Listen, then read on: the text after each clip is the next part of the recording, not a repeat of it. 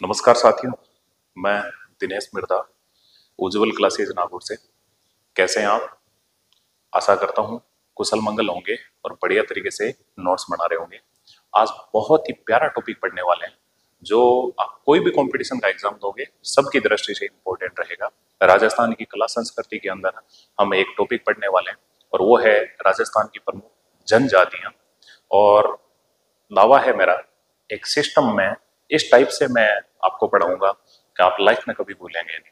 बस जुड़िएगा मेरे साथ। और आपको अगर वीडियो अच्छा लगे तो अपने दोस्तों के साथ जरूर शेयर कीजिएगा। मैं बगैर कोई औपचारिकता के सीधी बात करता हूँ। आज हमारा टॉपिक रहने वाला है राजस्थान की प्रमुख जनजातियां। राजस्थान की कला संस्कृति का ही टॉपिक है, तो देखते हैं राजस्थान की प्रमुख जनजातियां। राजस्थान की प्रमुख जनजातियां।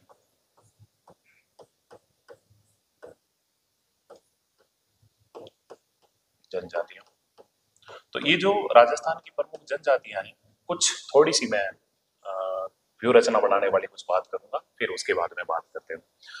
देखो, जनजातियों की बात करें तो भारत में सर्वाधिक जो जनजातियां हैं वो कहाँ निवास करती है, तो बात करते हैं। देखो, भारत में भारत में सर्वाधिक जनजाति सर्वाधिक जनजातियां भारत में सर्वाधिक जनजातियां, तो वो आप सीधा सीधा बता सकते हो, वो राज्य है मध्य प्रदेश। भारत में सबसे ज्यादा जो जनजातियां निवास करती है वो कहाँ करती है? मध्य प्रदेश में, एमपी में। इसके अलावा अगर मैं बात करूं तो देखो, जनजातियों की संख्या जनजातियों की संख्या के आधार पर जनजातियों की संख्या या जनसंख्या जनजातियों की संख्या के आधार पर राजस्थान का स्थान आधार पर राजस्थान का स्थान राजस्थान का स्थान तो राजस्थान का जो स्थान है वो कौन सा है? छठवां, छठा। यानी कि जो जनजातियां निवास करती है सबसे ज्यादा एमपी में है, उसके बाद में तीन चार राज्य और हो जाएंगे, और राजस्थान जनजातियों के निवास की दृष्टि से पूरे भारत में जो 28 राज्य हैं उनमें कौन सा स्थान रखता है? छठा स्थान रखता है। अब बात करते हैं राजस्थान राजस्थान में सर्वाधिक जनजातियां राजस्थान में सर्वाधिक जनजातियां राजस्थान में सर्वाधिक जनजातियां निवास करती है निवास करती है। तो राजस्थान में जो जनजातियां सर्वाधिक निवास करती है, तो बात करते हैं क्षेत्र, कौन से क्षेत्र में सर्वाधिक निवास करती है? तो आप बता सकते हो दक्षिणी पहाड़ी क्षेत्र। राजस्थान का जो दक्षिणी पहाड़ी क्षेत्र है, दक्षिणी पहाड़ी क्षेत्र, तो राजस्थान का जो दक्षिणी पहाड़ी क्षेत्र है उसमें जनजातियां सर्वाधिक निवास करती है। और अगर बात कर ले जिले, कौन से जिले हैं जिनमें जनजातियां सर्वाधिक निवास करती है, तो राजस्थान के उदयपुर जिले के अंदर सर्वाधिक जनजातियां निवास करती है। और सेकंड नंबर में अगर बात कर लें तो वो कौन सा जिला हो जाएगा? बांसवाड़ा। तो उदयपुर और बांसवाड़ा ये क्रम से फर्स्ट और सेकंड जिले हैं जिनमें राजस्थान में जनजातियां सर्वाधिक निवास करती है। तो राजस्थान के कौन से क्षेत्र में? दक्षिणी पहाड़ी क्षेत्र में। और कौन से जिले में? उदयपुर और बांसवाड़ा जिले में सर्वाधिक जनजातियां निवास करती है। अब मैं बात करता हूं राजस्थान में न्यूनतम जनजातियां राजस्थान में न्यूनतम जनजातियां न्यूनतम जनजातियां न्यूनतम जनजातियां निवास करती है निवास करती है। तो राजस्थान में सबसे कम जो जनजातियां निवास करती है वो कहाँ करती है? तो एक नंबर तो आपके हो जाएगा बीकानेर, बहुत कम नगण्य जनजातियां निवास करती है बीकानेर में। और सेकंड नंबर पे हो जाएगा नागौर, यहाँ पे भी नाम मात्र की जनजातियां निवास करती है। तो ये राजस्थान में कुछ जनजातियों की बात कर रहे हैं। देखो, भारत में जनजातियों की संख्या के आधार पे, है ना, जनजातियों की संख्या के आधार पे राजस्थान का भारत में कौन सा स्थान है? राजस्थान का भारत में स्थान तो वो है छठा स्थान। और भारत में सर्वाधिक जनजातियां किस राज्य में निवास करती है? एमपी, मतलब मम्मी पापा नहीं हो, मध्य प्रदेश है। और ऐसे ही मैं बात करता हूँ, राजस्थान में सर्वाधिक जनजातियां दक्षिणी पहाड़ी क्षेत्र में निवास करती है और उदयपुर और बांसवाड़ा जिले में निवास करती है। आप समझ गए होंगे उदयपुर और बांसवाड़ा जो दक्षिण पहाड़ी क्षेत्र में ही है, तो वहां पे निवास करती है। और राजस्थान में न्यूनतम जनजातियां बीकानेर और नागौर में निवास करती है। अब मैं बात करता हूँ राजस्थान में पाई जाने वाली जनजातियां, राजस्थान में पाई जाने वाली जनजातियां।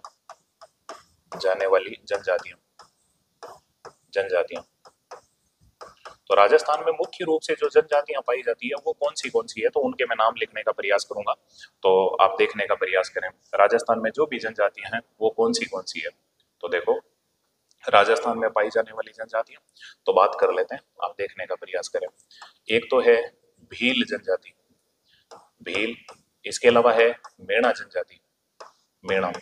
इसके अलावा है ग्रासिया जनजाति, ग्रासिया जनजाति, भील, मेणा, ग्रासिया। और इसके अलावा है शहरिया जनजाति, शहरिया जनजाति। और मैं इधर ही लिख देता हूं, आप देखने का प्रयास करें जो जनजातियां हैं। तो 4 जनजातियां ये हो गई, और आगे वाली बात और कर लेते हैं कौन सी जनजातियां। तो देखो, और जनजाति है कथोड़ी जनजाति, कथोड़ी जनजाति। ये कथा बनाने के कारण कथोड़ी कहलाई थी, बात करेंगे कथोड़ी जनजाति। इसके अलावा और कौन सी जनजाति है, तो कंजर जनजाति। इसके अलावा और कौन सी जनजाति है, डामोर जनजाति। और कौन सी जनजाति है, तो वो है सांची जनजाति, सांची जनजाति। तो ये राजस्थान में मुख्य रूप से 8 जनजातियां निवास करती है, और इन्हीं के बारे में हमें पढ़ना है एग्जाम की दृष्टि से। ये 8 जनजातियां इंपॉर्टेंट है। तो इन 8 जनजातियों में से एकमात्र ऐसी जनजाति है वो है शहरिया। तो हल्का सा देखना भैया, भारत सरकार के आगे जब शहरिया पढ़ेंगे तो उस टाइम हम खूब डिटेल कर लेंगे, लेकिन एक दिमाग में रखना, भारत सरकार के आदिम जनजातीय समूह में शामिल एकमात्र राजस्थान की जो जनजाति है उसका नाम क्या है, शहरिया। मेरे हिसाब से दिमाग में रह जाएगा। तो राजस्थान की जो जनजातियां हैं उन्हीं को हम देख रहे हैं, थोड़ा सा आप समझने का प्रयास करें। हल्का सा देखें, देखो आपको आराम से ये देखो समझ में आ रहा होगा। राजस्थान की जनजातियां, भारत में सबसे ज्यादा जनजाति किस राज्य में निवास करती है, मध्य प्रदेश में। और भारत में जनजाति जो लोग हैं, एसटी वाले लोग हैं, उनकी संख्या की दृष्टि से राजस्थान का कौन सा स्थान है देश में, तो वो आप आराम से बता सकते हो। देश में स्थान कौन सा है, छठा स्थान है राजस्थान का, ठीक है। और 6वां स्थान है राजस्थान का। और राजस्थान में सर्वाधिक दक्षिणी पहाड़ी क्षेत्र में जनजातियां निवास करती है। और पहाड़ी क्षेत्र में भी अगर जिले पूछे तो सबसे ज्यादा उदयपुर, सेकंड नंबर बांसवाड़ा। और राजस्थान में न्यूनतम जनजातियां कहाँ निवास करती है, तो आप आराम से बता सकते हो। न्यूनतम जनजातियां जो निवास करती है वो कहाँ करती है, तो आप बता सकते हो बीकानेर और नागौर। और राजस्थान में 8 जनजातियां, उसमें से एकमात्र जनजाति शहरिया है जो भारत सरकार के आदिम जनजाति समूह में शामिल है। तो मैं एक पॉइंट और लिख देता हूँ, फिर पर्टिकुलर जनजातियों में आएंगे। और एक सिस्टम दूंगा मैं आपको, एक पैटर्न दूंगा, आप कभी भी देखना, मैंने जो भी चीज पढ़ाई है पीछे, चाहे लोक देवता पढ़ाए हैं, लोक देवियां पढ़ाई है, मंदिर पढ़ाए हैं, संत संप्रदाय पढ़ाए हैं, जो भी टॉपिक दिए हैं आपको, उनका एक पैटर्न है, उसी एक पैटर्न से मैं पढ़ाता हूँ। तो ऐसे ही आज मैं जनजातियां पढ़ाऊंगा, तो आप देखने का प्रयास करना, आपको वो सिस्टम बहुत प्यारा लगेगा। वो सिस्टम जो नोट्स बनाने वाला सिस्टम है वो आपको भाएगा। तो मैं बात करता हूँ, देखो ये जो राजस्थान में पाई जाने वाली जनजातियां हो गई 8, लेकिन सुनो, भारत सरकार के भारत सरकार के भारत सरकार के आदिम जनजाति समूह में शामिल, आदिम जनजाति समूह में शामिल, भारत सरकार के आदिम जनजाति समूह में शामिल राजस्थान की एकमात्र जनजाति, भारत सरकार के आदिम जनजाति समूह में शामिल, में शामिल में शामिल राजस्थान की एकमात्र जनजाति, राजस्थान की एकमात्र जनजाति, एकमात्र जनजाति, एकमात्र जनजाति। आप आराम से बता सकते हो, भारत सरकार के आदिम जनजाति समूह में शामिल राजस्थान की एकमात्र जनजाति है, और वो कौन सी जनजाति है, तो आप बता सकते हो उस जनजाति का नाम क्या होगा, शहरिया। शहरिया मेरे हिसाब से दिमाग में रह जाएगा। तो भारत सरकार के आदिम जनजाति समूह में शामिल राजस्थान की एकमात्र जनजाति है वो कौन सी है, शहरिया। ये कुछ बेसिक हमने बात की। अब पर्टिकुलर बगैर कोई औपचारिकता के हम पहली जनजाति पढ़ने वाले हैं, और वो जनजाति कौन सी होगी, भील। तो नेक्स्ट पेज ले लेता हूं, और हम पढ़ने वाले हैं पूरी 8 जनजातियां पढ़ेंगे, एक ही पैटर्न होगा, एक ही सिस्टम होगा, और आपको आराम से समझ में आ जाएगा। तो देखो भाई, हम एक जनजाति पढ़ने वाले हैं, और वो है भील जनजाति, भील जनजाति। बात करता हूं मैं, ये जो भील जनजाति है इसी की बात करते हैं। सबसे पहले तो देखें, ये जो भील शब्द है इसकी उत्पत्ति, भील शब्द की उत्पत्ति, तो ये भील शब्द किससे बना है तो आपको पता होना चाहिए। भील शब्द की जो उत्पत्ति हुई है वो हुई है द्रविड़ भाषा के भील शब्द से, द्रविड़ भाषा के भील शब्द से, द्रविड़ भाषा के भील शब्द से। ये जो भील शब्द है द्रविड़ भाषा का है, भील शब्द से। तो द्रविड़ भाषा के भील शब्द से उत्पत्ति हुई है किसकी भाई, तो भील शब्द की। और ये जो भील शब्द है इसका शाब्दिक अर्थ क्या होता है, शाब्दिक अर्थ, शाब्दिक अर्थ, भील शब्द का शाब्दिक अर्थ क्या होता है तो आप आराम से बता सकते हो। भील शब्द का शाब्दिक अर्थ होता है तीर कमान, तीर कमान, तीर कमान। देखो भील शब्द द्रविड़ भाषा के भील शब्द से बना है और इसका जो शाब्दिक अर्थ होता है वो होता है तीर कमान।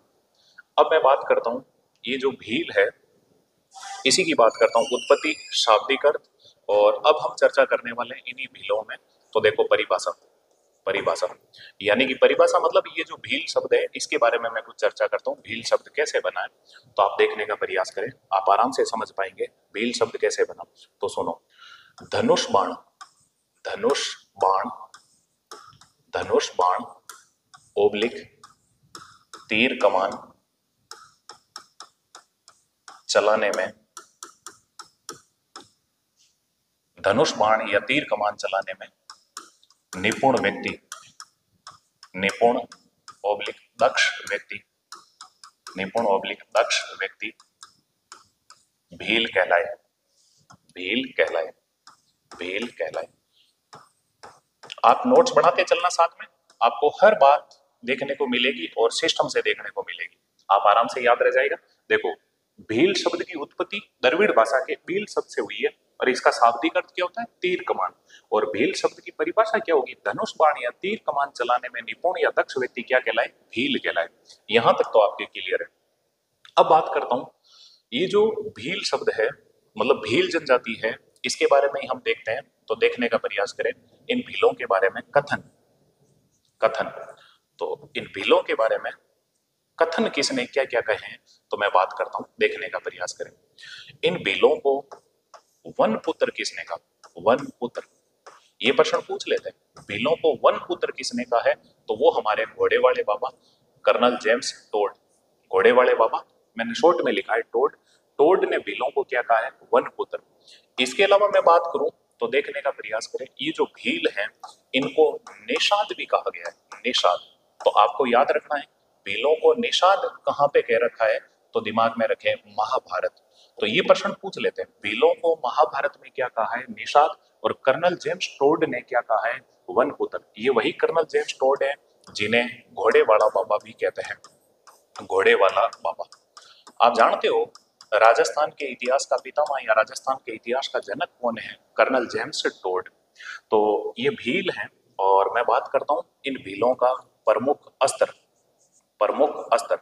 तो भीलों का जो मुख्य अस्त्र है वो क्या है, अस्त्र और शस्त्र तो जानते हो ना, तो भीलों का जो मुख्य अस्त्र है वो कौन सा है। तो देखो भीलों का मुख्य अस्त्र भी क्या हो जाएगा तो आप आराम से बता सकते हो, वो हो जाएगा तीर कमान ओब्लिक धनुष बाण, तीर कमान ओब्लिक धनुष बाण।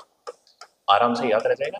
अभी तक देखो जो भी मैंने बात लिखाई शायद आपको पूरी याद होगी। जैसे देखो भील शब्द की उत्पत्ति द्रविड़ भाषा के भील शब्द से हुई है जिसका शाब्दिक अर्थ होता है तीर कमान, अर्थात धनुष बाण या तीर कमान चलाने में जो निपुण लोग थे वो क्या कहलाए, भील।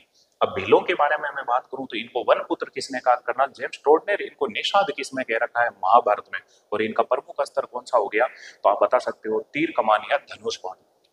अब हम बात करते हैं ये जो भील है, देखने का प्रयास करें इन भीलों की प्रमुख बात। अगला जो पॉइंट ले रहा हूं मैं, आप देखने का प्रयास करें प्रमुख बात या मुख्य बात। भीलों की प्रमुख बात क्या है, मुख्य बात क्या है, तो देखने का प्रयास करें। पहली मुख्य बात तो दिमाग में रखना, विशेषता तक आऊंगा, आप मेरा पैटर्न फॉलो करते चले, आपको मजा आएगा खूब। प्रमुख बात में मैं बात करता हूं तो देखो राजस्थान की सबसे प्राचीन जनजाति, राजस्थान की सबसे प्राचीन जनजाति, राजस्थान की सबसे प्राचीन जनजाति। एक तो मुख्य बात ये याद रखनी है आपको, राजस्थान की सबसे प्राचीन जनजाति है वो कौन सी है, भील। इसके अलावा मैं बात करूं और तो देखने का प्रयास करें। यह जनसंख्या की दृष्टि से, यह जनसंख्या या संख्या की दृष्टि से, यह जनसंख्या की दृष्टि से, जनसंख्या की दृष्टि से राजस्थान की, राजस्थान की दूसरी बड़ी जनजाति है। राजस्थान की दूसरी बड़ी जनजाति है, बड़ी जनजाति है, जनजाति है। तो राजस्थान में जनसंख्या की दृष्टि से भील है वो दूसरी बड़ी जनजाति है, याद रखना। तो अब सवाल अपने आप ही बन जाता है, जनसंख्या की दृष्टि से सबसे बड़ी जनजाति कौन सी है? तो मैं यहाँ पे लिख देता हूँ सबसे बड़ी जनजाति, राजस्थान की बात कर रहे हो, सबसे बड़ी जनजाति। तो आपको पता होना चाहिए राजस्थान में सबसे बड़ी जनजाति कौन सी है जनसंख्या की दृष्टि से। तो आप आराम से बता सकते हो राजस्थान में जनसंख्या की दृष्टि से सबसे बड़ी जनजाति है वो कौन सी है? मेणा। प्रमुख बात ही देख रहे हैं, दो बातें आप आराम की याद रह जाएगी, एक तो प्राचीन जनजाति है, दूसरी बड़ी जनजाति है। और देखते हैं, भील सर्वाधिक, भील सर्वाधिक उदयपुर में निवास करते हैं, भील सर्वाधिक उदयपुर में निवास करते हैं, उदयपुर में निवास करते हैं, निवास करते हैं, निवास करते हैं। तो भील सबसे ज्यादा उदयपुर में निवास करते हैं। बस ये इन भीलों की प्रमुख बात हो गई। तो आप देखो नोट्स बनाते टाइम जैसे प्रमुख बातें मैंने 3 लिख दी, हो सकता है कभी 1-2 बातें और मिल जाए, तो आप थोड़ी सी स्पेस बना के रखें। अब हम देखने वाले हैं भीलों की विशेषता। तो आप समझने का प्रयास करना, मैं जो विशेषता आपको लिखाऊंगा आप थोड़ा सा समझना विशेषताओं में मैं क्या क्या चीज आपको लिखाने वाला हूँ। तो देखें मैं विशेषता में आपको ये लिखाने वाला हूँ, प्लीज सुनना। हम देखेंगे सबसे पहले भीलों का सामाजिक जीवन। 3 विशेषताओं के अंदर पूरा भील होगा और आपको बढ़िया तरीके से दिमाग में रहेगा। भीलों का हम पढ़ेंगे सामाजिक जीवन, इसके अलावा भीलों का हमें पढ़ना है भीलों का धार्मिक जीवन, धार्मिक जीवन, और हमें पढ़ना है भीलों का आर्थिक जीवन। बस इसमें भील जनजाति आपकी कंप्लीट हो जाएगी, आप चिंता ही मत करें। और आपको देखना है भीलों का आर्थिक जीवन, आर्थिक जीवन। लेकिन सामाजिक जीवन के बहुत सारे पॉइंट होंगे, तो उन्हीं पॉइंटों को अभी हम देखने वाले हैं। जैसे आपको पता होगा, जैसे सुनो, समाज कहाँ से बनता है? तो आप आराम से बता सकते हो परिवार से। परिवार कैसे बनता है? विवाह करने से। तो जब विवाह होगा तो नाच गाना भी होगा, खाना पीना भी होगा, पहनावा भी होगा, वो सब चीजें इस सामाजिक जीवन में देखेंगे, एक एक पॉइंट देखेंगे, आराम से आपको क्लियर होगा। तो वो है सामाजिक जीवन। अभी हम लेते हैं, देखने का प्रयास करें। भीलों में हम पढ़ने वाले हैं सबसे पहले इनका सामाजिक जीवन, सामाजिक जीवन। और सामाजिक जीवन में जो बिंदु हम देखेंगे आपको आराम से कवर होता जाएगा, टेंशन लेने की जरूरत नहीं है बिल्कुल भी। सामाजिक जीवन, तो देखो भाई, भीलों के सामाजिक जीवन की मैं बात करूं तो सबसे पहले सामाजिक जीवन में हम भीलों का पढ़ने वाले हैं इनका रहन सहन। ये कैसे रहते हैं, क्या करते हैं? रहन सहन, रहन सहन। हर जनजाति के जो बिंदु होंगे मैं इसी टाइप से लूंगा, रहन सहन। तो देखो भाई, इनके रहन सहन की मैं बात करूं तो आप जुड़ते चले मेरे साथ। देखो रहन सहन में हम बात करेंगे भीलों का घर। भीलों का जो घर होता है उस घर को क्या कहते हैं? तो आपको पता होना चाहिए भीलों के घर को कहते हैं कु या टापरा। दिमाग में रखें, भीलों के घरों को कहते हैं कु या टापरा। ये एग्जाम की दृष्टि से इंपॉर्टेंट क्वेश्चन है। तो रहन सहन में हमने क्या देखा है? घर, और घर को क्या कहते हैं? कु या टापरा। अब मैं बात करता हूं इसी भील जनजाति में, आगे बढ़ते हैं। घर के बाद में देखो भीलों का बरामदा। जो भील रहते हैं उन्हीं की बात करता हूं, बरामदा। बरामदे को कहते हैं भैया ढालिया, ढालिया, ढालिया। देखो सुनो भाई, अपना मारवाड़ी लोग हैं, आराम से आपको पता होगा जब हमारे मेहमान आते हैं तो मेहमानों के बैठने के लिए घर के बाहर हम क्या बनाते हैं? बरामदा। और घर वाले हमें कहते हैं बरामदे में मांचो ढालिया, बरामदे में मांचो ढालिया। तो घर को तो कहते हैं कु या टापरा, और बरामदे को कहते हैं ढालिया। आराम से याद रह रहा होगा। अब मैं बात करता हूं, हल्का सा देखें, ये जो भील हैं, इन भीलों में जो मोहल्ला होता है उस मोहल्ले को क्या कहते हैं? तो आपको पता होना चाहिए मोहल्ले को कहते हैं फला, फला। आराम से याद रह जाएगा, मोहल्ले को क्या कहते हैं? फला। तो अभी हम भीलों की बात कर रहे हैं, इनका मोहल्ला हो गया, और मोहल्ले के बाद में मैं बात करता हूँ मोहल्ले का समूह मतलब गांव। और गांव को क्या कहेंगे? भीलों के जो गांव होंगे, तो आपको पता होना चाहिए इनके गांव को क्या कहते हैं? तो भीलों के गांव को कहते हैं पाल, पाल। क्या हमारे पास कोई एग्जाम्पल है पाल के? तो अभी मैं बात करता हूं, देखो पाल के उदाहरण, अभी तो हर चीज आपको सिस्टम से मिल रही है। देखो अभी हम सामाजिक जीवन का एक बिंदु ले रहे हैं, रहन सहन, फिर देखेंगे इनका खान पान, वेशभूषा, सब चीजें देखेंगे। आप चिंता मत करें। बिलों का हम पढ़ रहे हैं अभी सामाजिक जीवन, और सामाजिक जीवन में देखो हम क्या पढ़ रहे हैं, रहन सहन। देखो बिलों के घर को क्या कहते हैं, कुई या टापरा। बरामदे को क्या कहते हैं, ढालिया। मोहल्ले को क्या कहते हैं, फला। गांव को क्या कहते हैं, पाल। क्या पाल के उदाहरण है हमारे पास? है। कौन से उदाहरण है? तो देखो नाथरांगी पाड़। नाथरांगी पाड़, आप समझ गए होंगे ये जो नाथरांगी पाड़ है ये जगह कहाँ पड़ती है? ये जगह पड़ती है उदयपुर में। नाथरांगी पाड़, पाड़ लग गया, इसका मतलब ये क्या है, बिलों का एक गांव है। इसके अलावा और कोई एग्जांपल है, वो कौन सी जगह है? वो है मांडों की पाड़। मांडों की पाड़, और ये मांडों की पाड़ जगह कहाँ होगी? डूंगरपुर में। अगर भैया आपने कोई अच्छी पढ़ाई कर रखी है पहले कभी, तो आप मुझे कमेंट करके जरूर बताना। आगे राजस्थान के भूगोल में आप पढ़ोगे नाथरा की पहाड़ और मांडों की पहाड़। आप मुझे बताना कि ये मांडों की पहाड़ क्यों प्रसिद्ध है और नाथरा की पहाड़ क्यों प्रसिद्ध है। राजस्थान ज्योग्राफी की दृष्टि से वेरी इंपॉर्टेंट चीज होगी, कमेंट में जरूर लिख कर बताना, ताकि मुझे भी पता चले कि मेरे साथ जुड़े हुए जो भी विद्यार्थी हैं वो पढ़ने वाले हैं, और मैं भी आपको और मतलब बढ़िया तरीके से गहराई तक जाके हर चीज निकाल निकाल के आपको देने का प्रयास करूं। तो देखो भाई, भीलों के गांव को कहते हैं पाल, और उसके हमारे पास ये रहे एग्जाम्पल। अब मैं बात करता हूं, ये जो पाल है, इस पाल का मुखिया, यानी कि गांव का जो मुखिया है वो क्या कहलाता है? तो गांव का मुखिया कहलाता है, वो कहलाता है पालवी या तदवी। पलवी नहीं हो, पालवी ओब्लिक तदवी। पलवी तो हमारे कोई स्टूडेंट थे पहले पढ़ने आते थे, है ना? तो ये पलवी नहीं हो, पालवी, पालवी, पालवी ओब्लिक तदवी। तो दिमाग में रख लेना, पालवी ओब्लिक तदवी। तो देखो भैया, पाल की बात कर रहा हूं, तो नाथरा की पाड़, मांडों की पाड़, ठीक है। और पाड़ का मुख्य क्या कहलाएगा? पालवी या तदवी। अब और बात कर लेते हैं, ये जो अभी हमारे रहन सहन चल रहा है, तो सामाजिक जीवन में हम क्या पढ़ रहे हैं? रहन सहन। तो देखने का प्रयास करें। इसी रहन सहन में मैं बात करता हूं, हल्का सा देखें, पंचायत का मुखिया क्या कहलाता है? अभी बात करते हैं, तो देखने का प्रयास करें। पंचायत का मुखिया, पंचायत का मुखिया, पंचायत का मुखिया। देखो गांव का मुखिया तो कहलाएगा पालवी या तदवी, लेकिन पंचायत का जो मुखिया होगा वो क्या कहलाएगा? तो देखो, ज्यादा पंचायती मत कर, ज्यादा पंचायती करेली तो तू हम दी घमेली। घमेली नहीं, घमेती। तो पंचायत के मुखिया को क्या कहेंगे? गमेती, गमेती, गमेती। भैया नोट्स बनाने में ऐसे मेहनत करनी पड़ती है, कॉपी तो कोई भी कर लेगा। ये जैसे मैंने नोट्स बनाए, अभी इनकी कॉपी करके तो कोई भी वापस पढ़ा देगा, कर देगा, लेकिन आपको आराम से समझ में आ रहा होगा। रहन सहन मतलब हम रहते कहाँ हैं? तो घर में। घर को क्या कहते हैं? कुई या टापरा। घर के बाहर, इधर देखो मैं ऐसे चित्र बनाता हूँ, ये देखो ये आपका हो गया घर। घर, इस घर के बाहर ये जो है ये है बरामदा। तो ये हो गया आपका घर। घर के बाहर क्या हो गया? बरामदा, बरामदा। अब तुम जानते हो कई घर मिलकर क्या कहलाते हैं? मोहल्ला। जैसे हम कहते हैं ना, ये जांगीड़ों का मोहल्ला है, ये ब्राह्मणों का मोहल्ला है ना? ऐसे जाति के हिसाब से हम मोहल्ले को बांट लेते हैं, तो कई मोहल्ले मिलकर क्या बनते हैं? गांव। तो आप देखो मैंने क्या कैसे सिस्टम से लिखाया, घर, बरामदा, मोहल्ला और गांव। और आपको पता है कई गांव मिलकर एक ग्राम पंचायत बनती है। पंचायत का मुखिया क्या कहलाता है? गमेती। मेरे हिसाब से दिमाग में रह जाएगा। अभी हम और बात करते हैं, हल्का सा देखने का प्रयास करें, जुड़ने का प्रयास करें, थोड़ा सा देखें। रहन सहन में मैं बात करता हूं, और देखें। अब बात कर लेते हैं इनका परिवार। तो देखो भाई, परिवार, तो इनका जो परिवार होता है, रहन सहन में ही बात कर रहे हैं परिवार की। तो देखो परिवार, तो भैया इनका जो परिवार है वो कैसा परिवार होता है भीलों में? तो दिमाग में रखना, एक तो होता है संयुक्त परिवार, संयुक्त परिवार।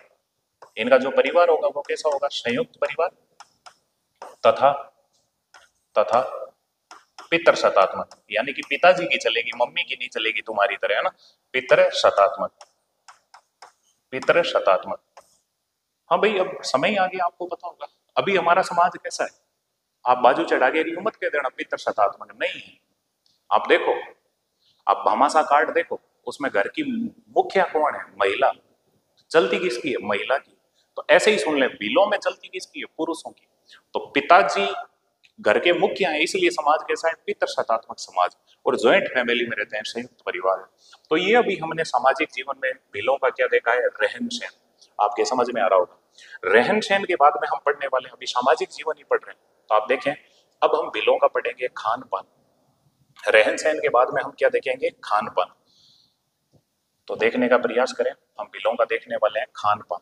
बिल क्या क्या खाते हैं, तो देखो भैया अब हम देखेंगे बिलों का खान पान, क्या खाते हैं क्या पीते हैं, वो चीजें देखने वाले हैं खान पान। तो भैया जुड़ो, देखो ये क्या खाते हैं, तो हम बात करते हैं खान पान में देखने का प्रयास करें। खान पान की बात कर रहे हैं तो देखने का प्रयास करें। खान पान में हम बात करें तो थोड़ा सा देखें, जैसे मैं बात कर रहा हूं हल्का सा जुड़े खान पान में। एक तो ये देखो खाते क्या है, तो सुनो, मक्के की रोटी, मक्के की रोटी व कांदे का साग, कांदा कह दो प्याज कह दो, कांदे का साग, बस।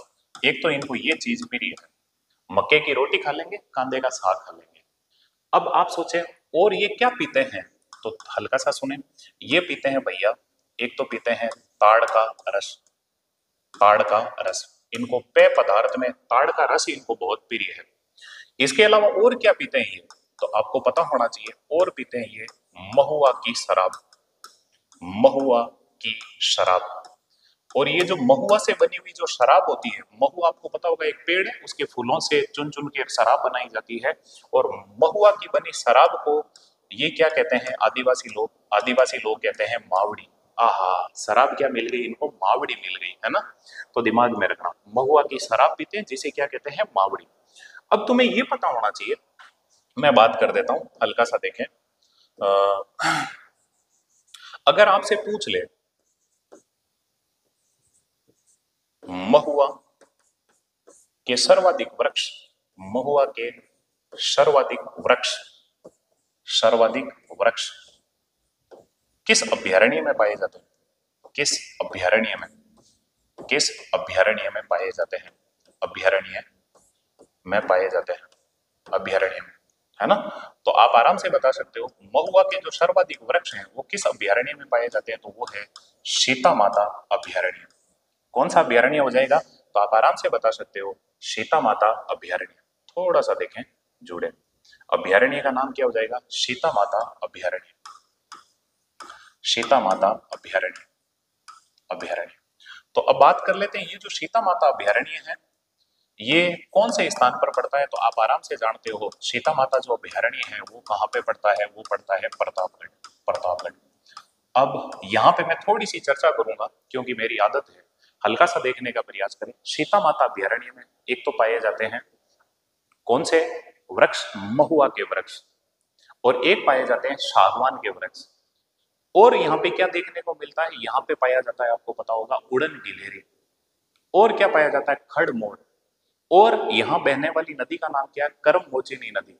और यहाँ पे चित्तल और चौसिंगा पाए जाते हैं, और चौसिंगा का स्थानीय नाम क्या है, भेडल, भेडल, याद रखना। तो ये याद कैसे रहेगा, तो मैं यही लगे हाथ ही यहाँ सीता माता अभ्यारण्य की भी बात कर दूं, आप जिंदगी में कभी नहीं भूलें। थोड़ा सा देखने का प्रयास करें, देखो भाई यहाँ पे ये देखने का प्रयास करें आप, ये मान लो महुआ का वृक्ष, और इस पे ये पाई जाती है आपको पता होगा ये उड़ने वाली एक गिलहरी। तो ये क्या है भाई, उड़न गिलहरी, ये पंख है उड़ने वाली गिलहरी, तो उड़न गिलहरी इसमें पाई जाती है। और यहाँ पे क्या पाया जाता है, तो यहाँ पे पाया जाता है सागवान। ये तो हो गया आपके महुआ, महुआ, और ये क्या हो गया सागवान, सागवान। और सागवान पे आपको पता होगा इसके ऊपर क्या पाया जाता है, खड़मोर, खड़मोर, दिमाग में रख लें जो भी है। तो ये है खड़मोर, खड़मोर। जब भी आता है मैं बात कर लेता हूँ, हल्का सा देखें। अब आपसे पूछ ले खड़मोर सर्वाधिक कहाँ पाए जाते हैं, सीता माता अभ्यारण्य में। सागवान के वृक्ष सर्वाधिक कहाँ पाए जाते हैं, सीता माता अभ्यारण्य में। महुआ के वृक्ष सर्वाधिक कहाँ पाए जाते हैं, सीता माता अभ्यारण्य में। और उड़न गिलेरी कहाँ पाई जाती है, ये है उड़न गिलेरी, उड़न गिलहरी। और उड़न गिलहरी सर्वाधिक कहाँ पाई जाएगी, तो आप आराम से बता सकते हो सीता माता अभ्यारण्य में। इसके अलावा देखने का प्रयास करें, यहाँ बहने वाली एक नदी है जिसका नाम है करम मोचिनी नदी, करम मोचिनी नदी। हालांकि मैं अभ्यारण्य नहीं पढ़ा रहा, ऐसे ही बात कर रहा हूँ, आ गया इसीलिए लगे हाथी, करम मोचिनी नदी। और इस करम मोचिनी नदी में देखो पानी पीने कौन आ रहा है, चीतल, हिरण है, और कौन आ रहा है, चौसिंगा।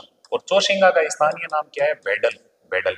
इसके अलावा यहाँ पे लव कुश झरने हैं, गर्म और ठंडे पानी के, और यहाँ पे सीता माता का मंदिर भी बना हुआ है। तो ये अभ्यारण्य भी एक साथ में क्लियर हो जाए, दिमाग में रखें। तो महुआ के सर्वाधिक वृक्ष किस अभ्यारण्य में पाए जाते हैं? सीता माता अभ्यारण्य में। और मैं बात कर लेता हूं, आदिवासियों का कल्प वृक्ष किसे कहते हैं? अगर आपसे पूछ ले आदिवासियों का कल्प वृक्ष किसे कहते हैं, तो दिमाग में रखें, आदिवासियों का कल्प वृक्ष, आदिवासियों का कल्प वृक्ष, आदिवासियों का कल्प वृक्ष किसे कहते हैं? तो ये आपको पता होना चाहिए। आदिवासियों का कल्प वृक्ष कहते हैं भैया महुआ को। क्यों कहते हैं? क्योंकि इसे आदिवासी क्या बनाते हैं? शराब। ये दो नोट मैंने ऐसे ही लिखा दिए, तो दिमाग में रखो। बिलों में याद इतना ही रखना है, खान पान में मक्के की रोटी कांदे का साग खाते हैं, ताड़ का रस पीते हैं और महुआ की शराब पीते हैं। ये इन बिलों का क्या हो गया है? खान पान। मेरे हिसाब से दिमाग में रह जाएगा आपके आराम से। ये हमने अभी देखो बिलों का क्या देखा है? खान पान। तो देखो सामाजिक जीवन में क्या देख लिया? रहन सहन। और क्या देख लिया? खान पान। अब मैं बात करता हूं इन बिलों की वेशभूषा की, तो जुड़ने का प्रयास करें और देखें। नेक्स्ट बात हम जो देखने वाले हैं बिलों की, वो पढ़ने वाले हैं इनकी वेशभूषा, यानी कि ये कपड़े कैसे पहनते हैं। अभी तक की बातें आपको आराम से याद रह रही होगी। तो देखो हमने क्या क्या पढ़ा है? रहन सहन। रहन सहन में हमने क्या देखा? घर को क्या कहते हैं? कुइया टापरा। बरामदे को क्या कहते हैं? ढालिया। मोहल्ले को क्या कहते हैं? फला। इसके अलावा आपको पता होगा गांव को क्या कहते हैं? तो आप जानते हो पाल। और जैसे एग्जाम्पल है हमारे पास नाथरों की पाल, मांडों की पाल। नाथरों की पाल कहाँ है? उदयपुर में। मांडों की पाल कहाँ है? डूंगरपुर में। और पाल के मुखिया को क्या कहते हैं? गांव के मुखिया को क्या कहते हैं? पालवी या तदवी। और आपको पता होगा पंचायत के मुखिया को क्या कहते हैं? घमेती। और इसके अलावा आपको पता होना चाहिए इनका परिवार कैसा है? संयुक्त परिवार। और परिवार का जो मुखिया होता है वो कौन होता है? पिता। इसलिए परिवार कैसा हो जाएगा? पितृसत्तात्मक समाज हो जाएगा इनका। तो अब बात करता हूं वेशभूषा की। हल्का सा देखो, रहन सहन के बाद में खान पान हो गया, मक्के की रोटी कांदे का साग ताड़ का रस महुआ की शराब। और वेशभूषा में हम देखेंगे तो आपको पता होना चाहिए कपड़े पहनने वाले तो पुरुष भी होते हैं और महिलाएं भी होती है। तो बात करता हूं मैं वेशभूषा में देखने का प्रयास करो भैया। हम सबसे पहले पढ़ने वाले हैं पुरुष। ये जो पुरुष हैं, ये पुरुष कैसे कैसे कपड़े पहनते हैं बात करते हैं। तो देखो भाई, पुरुष को कपड़े पहनाते हैं हम, देखने का प्रयास करें पुरुषों के कपड़े। तो अगर पुरुषों के कपड़ों की मैं बात करूं तो थोड़ा सा देखें, पुरुषों के कपड़ों में देखने का प्रयास करें। पुरुष, सबसे पहले तो आपको पता होना चाहिए फेंटा। क्या होता है फेंटा? मैं अभी बात कर दूंगा फेंटा। इसके अलावा देखने का प्रयास करें, पुरुषों के कपड़ों की बात कर रहा हूं, फेंटा हो गया। इसके अलावा है पोत्या। पोत्या क्या होता है? पोत्या अभी देखेंगे। फेंटा, पोत्या। इसके अलावा अगर बात करूं तो और है, देखो डेपाड़ा। डेपाड़ा क्या होता है? डेपाड़ा अभी हम बात करेंगे। इसके अलावा देखो और क्या पहनते हैं ये भील। फेंटा, पोत्या, ढेपाड़ा, सब बातें करूंगा मैं, आप चिंता मत करो। फेंटा, पोत्या, फेंटा वो पीने वाली नहीं हो, पोत्या, ढेपाड़ा। इसके अलावा खोईतू। खोईतू, खोईतू मेरे हिसाब से दिमाग में रह जाएगा। देखो फेंटा क्या होता है? रंगीन छापा, केसरिया, लाल, ऐसा जो रंगीन छापा होता है उसे क्या कहते हैं? फेंटा। तो दिमाग में रखो रंगीन छापा। भील समुदाय के लोग जो रंगीन छापा पहनते हैं उसे क्या कहते हैं? फेंटा। पोत्या क्या होता है? सफेद छापा। भील समुदाय द्वारा सफेद रंग का जो छापा पहना जाता है उसे क्या कहते हैं? पोत्या। दादाजी वाली पोतिया नहीं हो, वो पापा की परियां, दादा वाली पोतियां, वो नहीं है ये पोत्या। आप देखना बूढ़े बुजुर्गों से, वो हमेशा यही कहते हैं, ल्या रे मारो पोत्यो दे। तो ये है वो पोत्या। डेपाड़ा क्या होता है? तो देखो तंग धोती। अब भील पुरुष ही है, बार बार ऐसा नहीं लिख रहा, भील पुरुषों द्वारा पहनी जाने वाली तंग धोती। तो धोती तो पुरुष ही पहनेंगे, भील पढ़ रहे हैं तो भील ही होंगे। तो देखो डेपाड़ा क्या है, तो आप आराम से बता सकते हो तंग धोती। सर ये तंग करने वाली धोती है क्या? नहीं, तंग धोती कहते हैं खींच के बांधी गई टाइट धोती, है ना। क्योंकि वन में घूमते हैं, जंगल में घूमते हैं, ऐसा नहीं हो कि कहीं अटक के खुल जाए, तो इसीलिए टाइट धोती पहनते हैं। तो इसे क्या कहते हैं भाई? ढेपाड़ा। और खोईतू क्या होता है?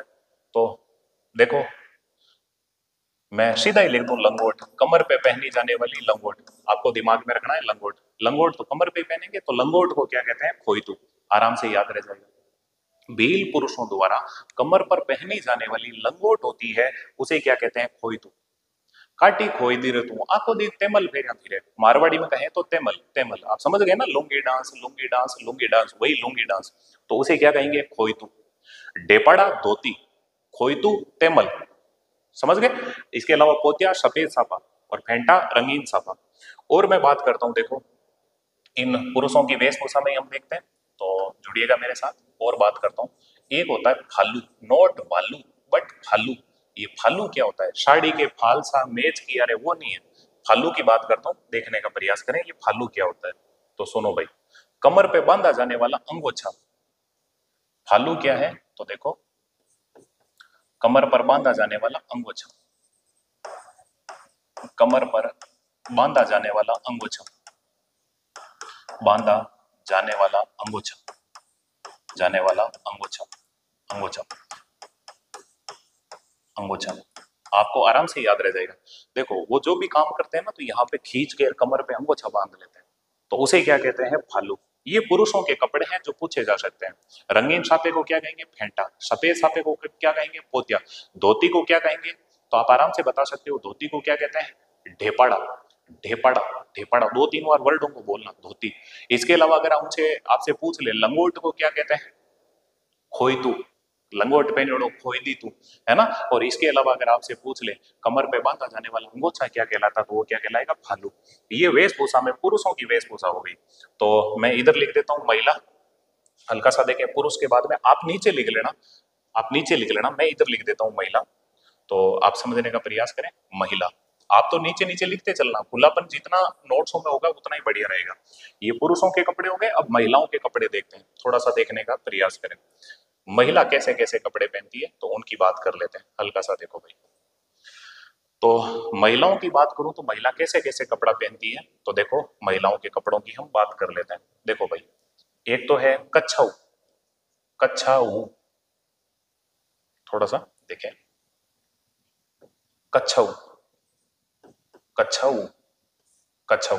अभी बात करूंगा क्या होता है क्या नहीं होता। एक है सिंदूरी, सिंदूरी। एक है पीरिया, पीरिया। एक है परिजनी, परिजनी, परिजनी, है ना। और क्या है, अभी बात करता हूं, थोड़ा सा देखें, व्यवस्थित कर देते हैं इसको। खान पान हो गया, वेशभूषा। तो हल्का सा देखो, इस अंगोछे को मैं इधर लिख देता हूं, कमर पर बांधा जाने वाला अंगोछा। ये तो पुरुषों का हो गया, उधर महिलाओं में फालतू ही अंगोछा अड़चन डालेगा, इसीलिए देखो परिजनी, परिजनी हो गया। और बात करते हैं, देखो महिलाओं के कपड़ों में देखो कच्छाऊ क्या होता है मैं बताऊंगा अभी, सिंदूरी, पीरिया, परिजनी। और बात करते हैं, देखो महिलाओं के कपड़ों में कच्छाऊ, सिंदूरी, पीरिया, परिजनी, और है लुगड़ा, लुगड़ा, पीली लुगड़ी रा, है ना, पीली लुगड़ी रे, झाला सो रुकाई रे मेटाडोर, वही लुगड़ी या लुगड़ा। अभी बात कर लेते हैं, देखो क्या क्या है, मैं ऐसे ही बोल देता हूँ। कच्छाऊ क्या होता है? भील महिलाओं द्वारा घुटनों तक पहना जाने वाला लहंगा। देखो कच्छा ऊ, कच्छा ऊ, आगे ऊ ही करना है बस, और कुछ नहीं है। कच्छा तो आप पहनते ही हो, कच्छा ऊ। तो कच्छा ऊ क्या हो जाएगा? कच्छे को थोड़ा घुटनों तक ले जाओ, तो कच्छा ऊ क्या हो जाएगा? मैं इधर लिखने का प्रयास करता हूँ, थोड़ा सा देखें, नाम भी याद रह जाएगा और जो भी है। कच्छा ऊ क्या होता है, तो देखने का प्रयास करें, कच्छा ऊ किसे कहते हैं। तो बस घुटनों तक पहना जाने वाला लहंगा, जिसे हम साधारण भाषा में कहें तो पेटीकोट। घुटनों तक पहना जाने वाला, पहना जाने वाला लहंगा, है ना। ये देखो लहंगा बड़ा है, महंगा, कच्छाऊ, है ना। सिंदूरी क्या होता है, तो आपको पता होना चाहिए सिंदूरी क्या होता है। तो देखो लाल रंग की साड़ी, लाल रंग की साड़ी। सिंदूर का रंग कैसा होता है? लाल। तो लाल रंग की साड़ी को क्या कहेंगे? सिंदूरी। भाई कोई प्लॉट बिका हुआ है कि नहीं है, उसकी पहचान क्या है? रजिस्ट्री, है ना। तो आप समझ गए होंगे, वही लक्ष्मण रेखा। तो सिंदूर, सिंदूर, है ना, सिंदूर से ही खींचते हैं ना लक्ष्मण रेखा। तो ऐसे ही दिमाग में रख लें, सिंदूरी, सिंदूरी क्या है? तो लाल रंग की साड़ी। अब बात करता हूं पीरिया, पीरिया क्या होता है? तो देखो दुल्हन का, दुल्हन के या दुल्हन का पीले रंग का लहंगा, पीले रंग का लहंगा, दुल्हन का पीले रंग का लहंगा। आप समझ रहे होंगे आराम से। जो भी बीननी होती है नई नई, जिसकी शादी हो रही है, दुल्हन है, तो उसको आपको पता होगा, अपने तो आजकल मतलब बरी ले जाते हैं, बरी। और ज्यादातर उनका देखना आप कलर या तो येलो टाइप का होगा, या मतलब आपका पिंक पिंक टाइप का कलर होगा, अलग अलग। लेकिन इनके फिक्स है, पीले रंग का दुल्हन के लहंगा जो होना चाहिए, वो कैसा होगा? लहंगा पीले रंग का। तो जो पीले रंग का लहंगा होता है उसे ही क्या कहते हैं? पीरिया, पीरिया, है ना। पीरिया वो नहीं हो, पीरिया, पीरिया मतलब पीले रंग का लहंगा, ठीक है। और अभी मैं बात करता हूं, देखो दुल्हन का जो लहंगा होगा वो कैसा होगा? पीरिया। अपने तो अलग अलग होता है, बरीर, उतार बरीर, चढ़ाओ बरीर, पता नहीं कितनी कितनी। और सबसे मोटी बात बताऊं आपको, आप कभी भी देखना, कई कई मरी मरी सी होती है, बिल्कुल ही सूखी सूखी आंकड़े की लकड़ी की तरह। खैर जो भी मतलब अपने आगे फोन करके हस्बैंड को सीधी कहेगी मारे तो सहेली की आई हुई है 1 लाख रुपया की भरी, मारे भी 1 लाख कम नहीं होनी चाहिए। अरे थारी सहेली तो मुस्टंड हुई, बातों की कोनी पहन ली, अरे बातों भी समाई ली। अब तू तो है आंकड़े की लकड़ी हुई, और अब तू 50 किला की भरी पहन ले, 1 लाख रुपया की भरी पहन ले, तो बिन लेर कुण चाली भाई समाई को। तो इसीलिए आपने देखा होगा स्टेज पे दूल्हा खड़ा होता है और दुल्हन जब भी आती है तो आपने देखना 5 4 तो इधर लाइन में, 5 4 इधर लाइन में असिस्टेंट खड़ी होती है। तो उनका काम क्या होता है, जो साइड में चलती है वो उस भरी को पकड़ के चलाती है, यार दो एक जनी पीछे से धक्का मारेगी, ले चाल ले चाल। जब स्टेज पे नहीं चढ़ा जाता इसीलिए तो दूल्हा हाथ पकड़ के खींचता है, खींचे मुझे कोई डोर, तेरी ओर तेरी ओर तेरी ओर, है ना। तो ध्यान कर लो भाइयों, ये एक दिन की तुम रानी बनने के चक्कर में जिंदगी भर उस आदमी को गुलाम बना के रखोगी, इससे बढ़िया है फिजूल खर्ची बंद करो, कम खर्चे के अंदर कोशिश करो। एक दिन तुम पहनोगी उस बरी को तो लाख लाख रुपए की बरी क्यों पहनना, है ना। तो सस्ती बरी भी पहनी जा सकती है, तो थोड़ा सा विचार ना करना, अपव्ययी मत बनो, मितव्ययी बनो। फिर तुम्हारी इच्छा है, जो तुम्हारे मन में आए वो करो, मैं कौन होता हूं तुम्हें कहने वाला। लेकिन बात कर रहा हूं कि जितना खर्चा हम कम करें उतना ही बेटर रहेगा आगे के लिए। तो चलो अब मैं बात करता हूं, उन बरियों में ना खर्च करके किताबों में खर्च करो, वो किताबें आपकी जिंदगी बना देगी। खैर जो भी हो, बात करता हूं इधर देखो। तो कच्छाऊ क्या होता है, घुटनों तक पहना जाने वाला लहंगा। सिंदूरी क्या होती है, लाल रंग की साड़ी। पीरिया क्या होता है, दुल्हन का पीले रंग का लहंगा। और परिजनी क्या होती है, तो देखो पाओ में पहनी जाने वाली चूड़ियां, पाओ में पहनी जाने वाली चूड़ियां, पहनी जाने वाली चूड़ियां। तो ये भील समुदाय की जो महिलाएं पाओ में जो चूड़ियां पहनती है, रिंग पहनती है, उन्हें क्या कहते हैं, परिजनी। और लुगड़ा क्या होता है, तो भील समुदाय की जो महिलाएं हैं वो ओढ़नी ओढ़ती है, उसे क्या कहते हैं, लुगड़ा। ओढ़नी ओढ़ो तो उड़ उड़ जाए, ओढ़ी मती उड़े ही को, है ना। तो दिमाग में रखो, ओढ़नी ओढ़ो तो उड़ उड़ जाए, देखो कैसे कैसे सॉन्ग है, ओढ़ी मत उड़े ही नहीं, है ना। चलो खैर जो भी हो, तो ये महिलाओं के कपड़े हो गए, ये पुरुषों के कपड़े हो गए। अभी हम सामाजिक जीवन देख रहे हैं, तो देखो हमने क्या देख लिया, रहन सहन, खान पान, वेशभूषा। अभी हम और बात करते हैं, हल्का सा देखें। ये जो लुगाएं हैं ना, ज्यादातर देखना आदिवासी महिलाएं ना जो ओढ़नियां ओढ़ती है वो कैसी ओढ़ती है, तो देखो तारा बांध की ओढ़नी, तारा बांध की ओढ़नी, ये सभी आदिवासी महिलाएं ओढ़ती है। तो मैं यहाँ पे लिखूं, देखो तारा बांध की ओढ़नी। इसके अलावा जवार बांध की ओढ़नी, जवार भांत की ओढ़नी, जवार भांत की ओढ़नी। और केरी भांत की ओढ़नी। सर ये होती क्या है, अरे भाई कुछ नहीं, जो ओढ़नी है उस पे तारे बना दिए, तारा बांध की ओढ़नी हो गई। केरी बना दी तो केरी बांध की ओढ़नी हो गई। जवार के दाने टाइप के दाने बना दिए तो फिर क्या हो जाएगी, जवार बांध की ओढ़नी बस। और केरी बांध की ओढ़नी, केरी बांध की ओढ़नी, ओढ़नी। तो आपको देखो आराम से याद रह रहा होगा। अभी तक जो भी मैंने चीजें पढ़ाई मौखिक वापस में बुलवाता हूं। देखो हम इन बिलों की विशेषता देख रहे हैं, तो उसमें हमने क्या देखा, सबसे पहले सामाजिक जीवन। सामाजिक जीवन में हम देख रहे हैं रहन सहन। सुनना, अभी तक 3 बिंदु देखे हैं, मैं बात करता हूं रहन सहन। रहन सहन में घर को क्या कहेंगे, कु या टापरा। बरामदे को क्या कहेंगे, ढालिया। मोहल्ले को क्या कहेंगे, फलंग। गांव को क्या कहेंगे, पाल। एग्जाम्पल, नाथरां की पाल, है ना, उदयपुर के अंदर है नाथरों की पाल। इसके अलावा मांडों की पाल जो कहाँ है, डूंगरपुर। पाल का मुखिया क्या कहलाएगा, गांव का मुखिया क्या कहलाएगा, पालवी या तदवी। लेकिन पंचायत का मुखिया क्या कहलाएगा, गमेती। और परिवार कैसा होगा, संयुक्त परिवार और पितृसत्तात्मक समाज होगा। तो ये हमारा हो गया रहन सहन। फिर हमने देखा इनका खान पान। तो खाने पीने में क्या करते हैं, मक्के की रोटी, कांदे का साग। इसके अलावा ताड़ का रस और महुआ की शराब ये पीते हैं, इनकी ये फेवरेट होती है। तो ये देखो सामाजिक जीवन में रहन सहन, खान पान। फिर क्या है, वेशभूषा। पुरुषों के कपड़े, महिलाओं के कपड़े। पुरुष क्या पहनते हैं, रंगीन सापा, फेंटा। फेंटा पहले पीने वाली आती थी ना, थम्स अप पेप्सी की तरह फेंटा, रंगीन ही होती थी अलग अलग कलर में। तो रंगीन सापा फेंटा, सफेद सापा पोतिया, तंग धोती डेपाड़ा, लंगोट खोईतू, खोईतू। लंगोट फेरड़ो फिरे आगो दिन, खोईती तू काटी, मायता की भडेरा की सबकी खोई दी तू, खोईतू, है ना। और इसके अलावा कमर पे बांधा जाने वाला अंगोछा, तो आप आराम से बता सकते हो उसे क्या कहते हैं, भालू। नॉट भालू बट भालू। और औरतों के कपड़ों की अगर मैं बात करूं, औरतों को कपड़े पहना दिए भाई हमने, देखो कौन से होते हैं, तो आप आराम से बता सकते हो।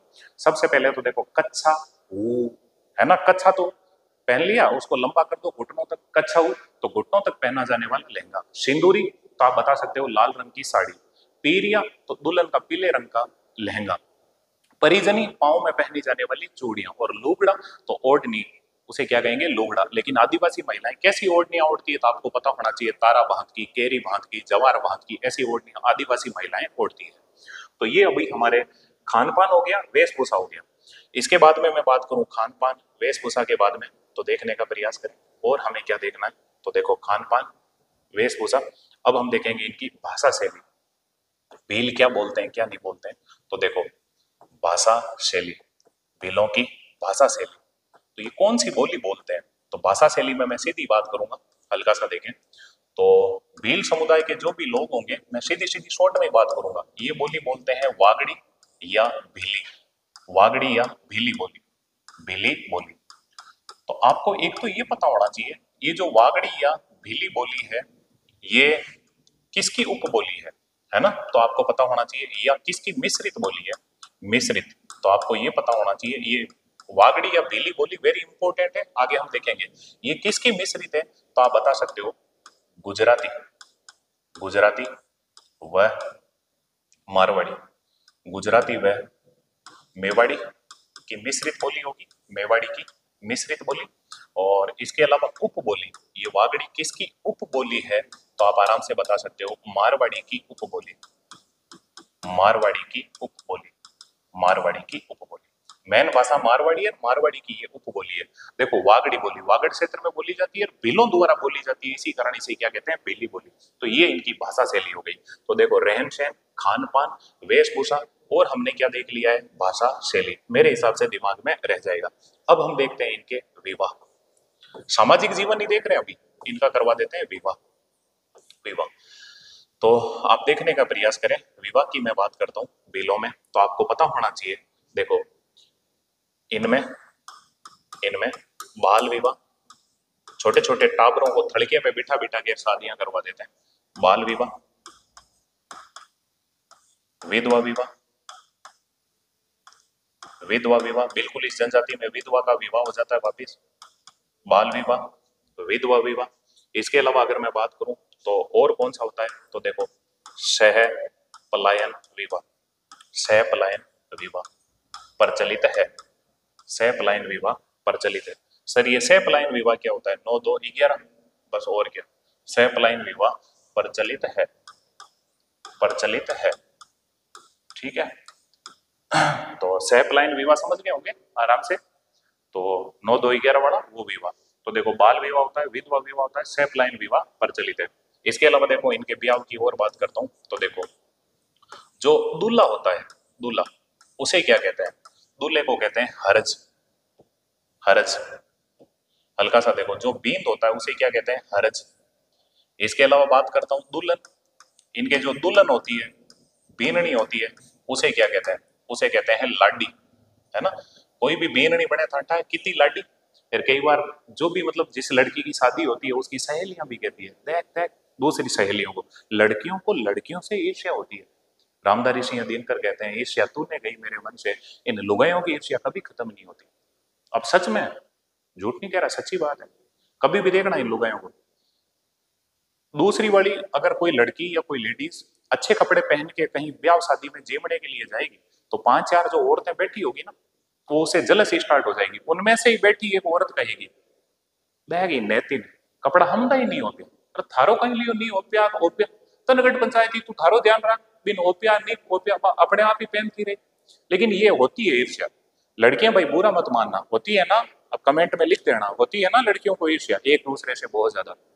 खैर जो भी हो, तो मैं इतना ही कहता हूँ, और ज्यादातर जब भी कोई दुल्हन बढ़ती है ना, उसकी सहेलियां भी कहती है लाडी है, इतनी लाडी गया बीननी आ गई बने और भी बड़ी हुई है ना, तो लाडती रहती है, दिमाग में रखो। तो दुल्हन को क्या कहते हैं, लाडी।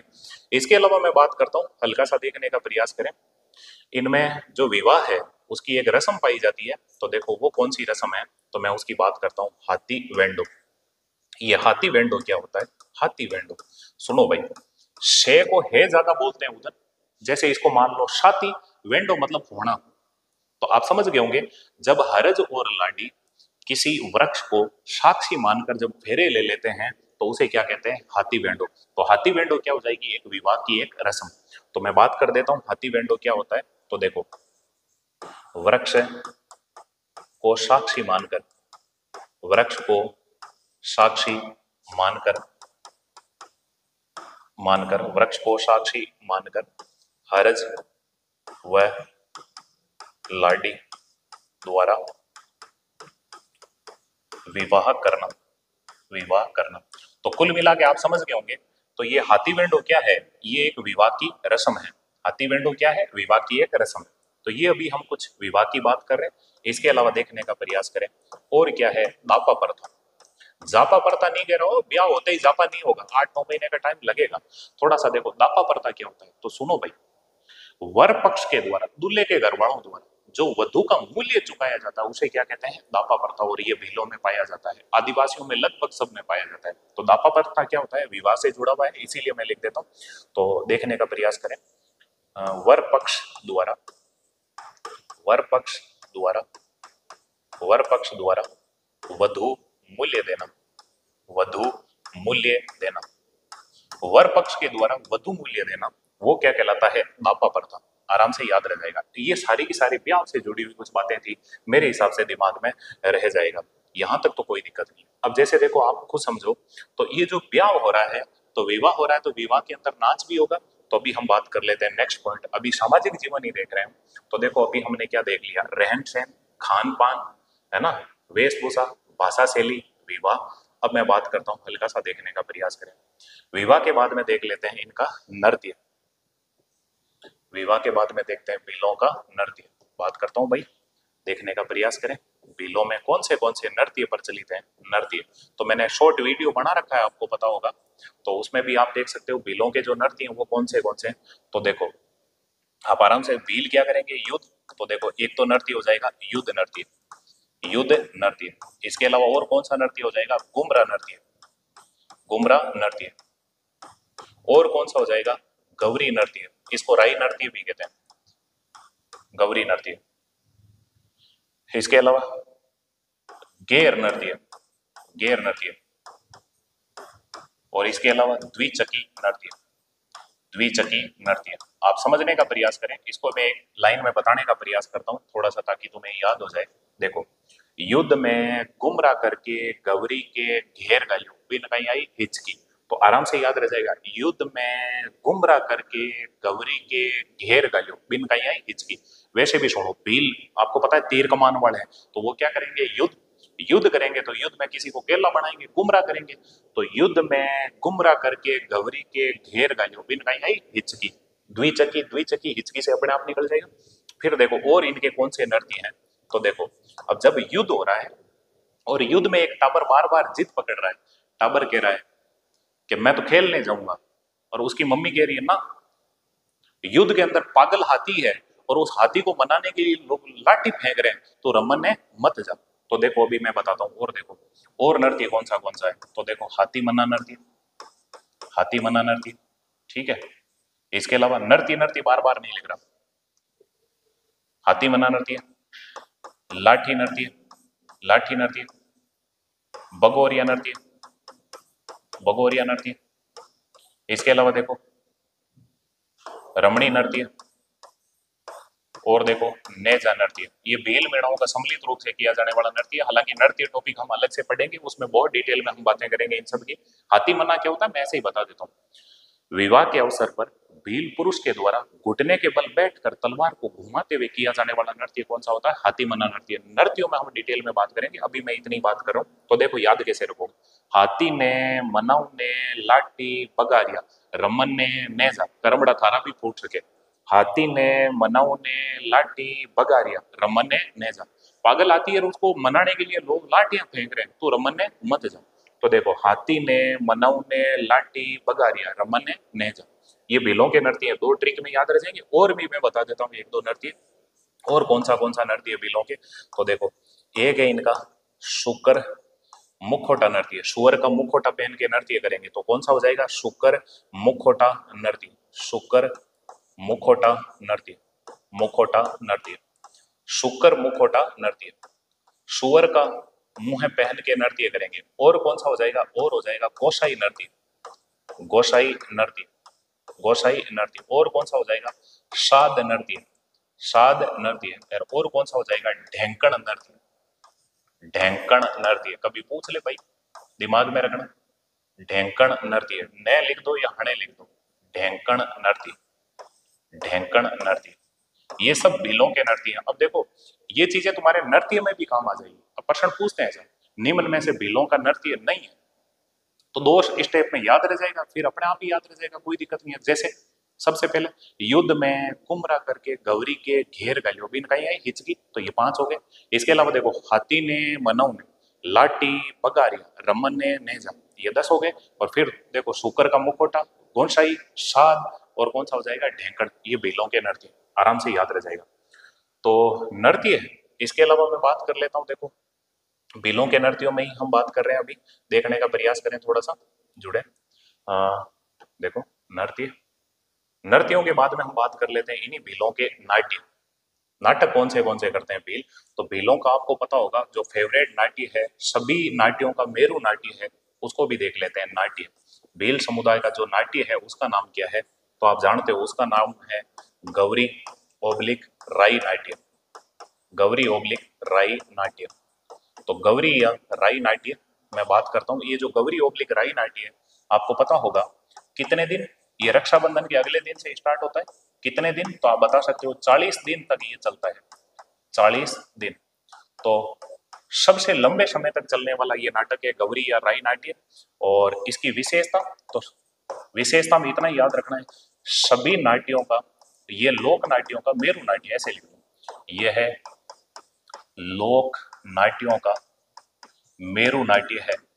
जितने भी लोक नाट्य हैं उनमें सबसे मेरु नाट्य यही है। जैसे मेरु रज्जु, आप जानते हो रीढ़ की हड्डी, पूरा शरीर उसी पे टिका हुआ है, तो सारे नाटक इसी पे टिके हुए हैं।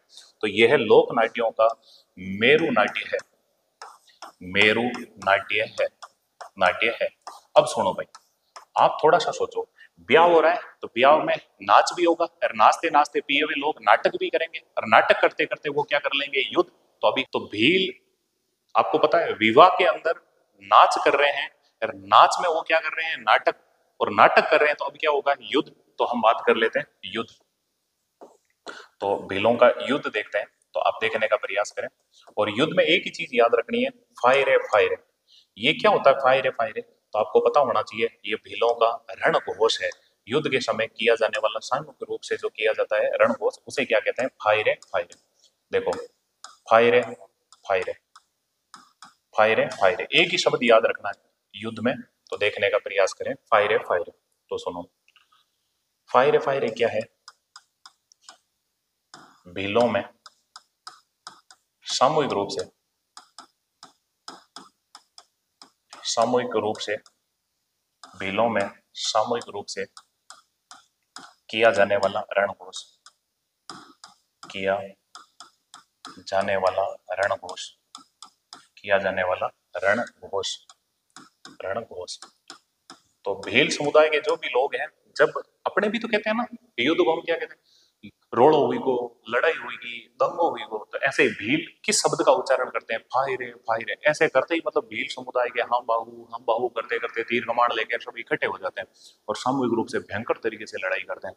तो भीलों में जो सामूहिक रूप से किया जाने वाला रणघोष होता है उसे क्या कहते हैं? फायरे, फायरे। आराम से याद रह जाएगा मेरे हिसाब से। अब मैं बात करता हूँ, देखो इसके अलावा आपको पता होना चाहिए, जैसे हमने फायर फायर देख लिया, युद्ध का रणघोष हो गया, तो अब लड़ाई हुई। लड़ाई के अंदर आपको पता होना चाहिए इनका स्वास्थ्य भी खराब होगा। तो इनके स्वास्थ्य की बात कर लेते हैं। स्वास्थ्य, स्वास्थ्य। तो इनका जो स्वास्थ्य है उसी की मैं बात कर लेता हूँ, देखने का प्रयास करें, थोड़ा नीचे ले लेता हूँ। तो इनके स्वास्थ्य की बात करते हैं। तो इनका जब स्वास्थ्य खराब हो जाए तो वो स्वास्थ्य ठीक करने के लिए कौन सी विधि काम में लेते हैं, वही देखते हैं। स्वास्थ्य, युद्ध हुआ तो हुआ, तो युद्ध के अंदर देखो इनका स्वास्थ्य खराब हुआ होगा, किसी के तलवार लगी है और है, तो अब रोग का उपचार करने के लिए कौन सी विधि काम में लेते हैं? तो हल्का सा देखो, डाम देना, डाम देना। बस इनका स्वास्थ्य ठीक करना है, रोग उपचार की एक विधि है, वो कौन सी है? डाम देना। तो ये डाम देना क्या होता है? तो सुनो, भीलों में रोग उपचार की एक विधि, रोगोपचार की विधि, रोगोपचार की विधि। ये क्या होती है? कुछ नहीं है, कुछ नहीं, हल्का सा सुने, देखें क्या है भाई। जैसे पुराने टाइम के डोकरे डोकरियों को देखना, ज्यादातर उनका शरीर जगह जगह से मतलब जला हुआ मिलेगा। कारण, पहले डॉक्टर वगैरह थे नहीं। जैसे किसी का पेट दुखता, लोग एक लोहे की कील को गर्म करके और कई मतलब डॉक्टर बन जाते थे। और वो क्या करते कि कहाँ से दर्द कर रहा है, यहाँ से, और वहां पे वो कील, जलती हुई कील लगा देते। अब उसे क्या होता, उस जिस नस पे लगा रहे हैं, तो वहां अगर मान लो कोई ब्लड की कोई रुकावट होती, तो वो गर्म होने की वजह से ब्लड सर्कुलेशन सही हो जाता, वो ठीक हो जाता। और वैसे ठीक नहीं होता तो 3-4 दिनों तक वो चामड़ी जली हुई, फिर अंदर वाला दर्द मिट जाता और बाहर वाला वो जो जलन वाला दर्द होता उसको याद करते। तो फिर वो डाम देने वाला भी कहता, देखो बाहर का तो जलन होगा लेकिन अंदर की पीड़ा मिट जाएगी। और फिर वो 1-2 दिन में पूछता है कि तुम्हारे देखो पीड़ा मिट गई ना, तो जिसके दर्द होता वो भी कह देता है हाँ पीड़ा तो मिट गई लेकिन बाहर का जलन है। अरे बावड़े, ठीक हुआ कि नहीं हुआ भगवान जाने, लेकिन वो पहले ऐसे मतलब शरीर को जलाते थे, है ना, डाम देते थे। तो दिमाग में रखना, ये डाम देने वाली प्रथा होती थी। तो दिमाग में रखो, बिलों में रोग उपचार की जो विधि पाई जाती है उसे क्या कहते हैं भाई? डाम देना, डाम देना। और वैसे ही ये सुन लें, ये जो डावा खाने वाली पुराने टाइम की जो काम नहीं करने वाली जो बीरनियां होती थी ना, उनके लिए ये तगड़ा सिस्टम था। कैसे? पुराने टाइम में मान लो बीरनी मारो तो माथो दुखे सर, मारो तो पेट दुखे सर। खेत में आपको पता होगा वो आड़ू आदमियों के साथ काम करना भारी पड़ता था, तो वो कुछ ना कुछ बहाने मार लेती। तो वो डोगरे एक ही करते, तारो माथो दुखे ले थारे डाम दे बार माथो सही हो जाए। तो बा बीरनी जट देन की कूंटो काट रहे हैं, मारो तो माथो ठीक हुई गो यार, कसी लेर पीर हो जाती खेत में काम करने। तो ये भी कुल मिला के बिलों की अच्छी काम करवाने की प्रथा थी। जो भी हो, रोग उपचार की एक विधि थी, उसे क्या कहते हैं? डाम देना। तो देखो, युद्ध हो गया, स्वास्थ्य हो गया। अब मैं बात करता हूं, अभी देखने का प्रयास करें आप। अब बात कर लेते हैं, जैसे जी एच करना था मुझे, सॉरी, जी एच, जी एच। और अब देख लेते हैं आई, एच, और अब देख लेते हैं आई।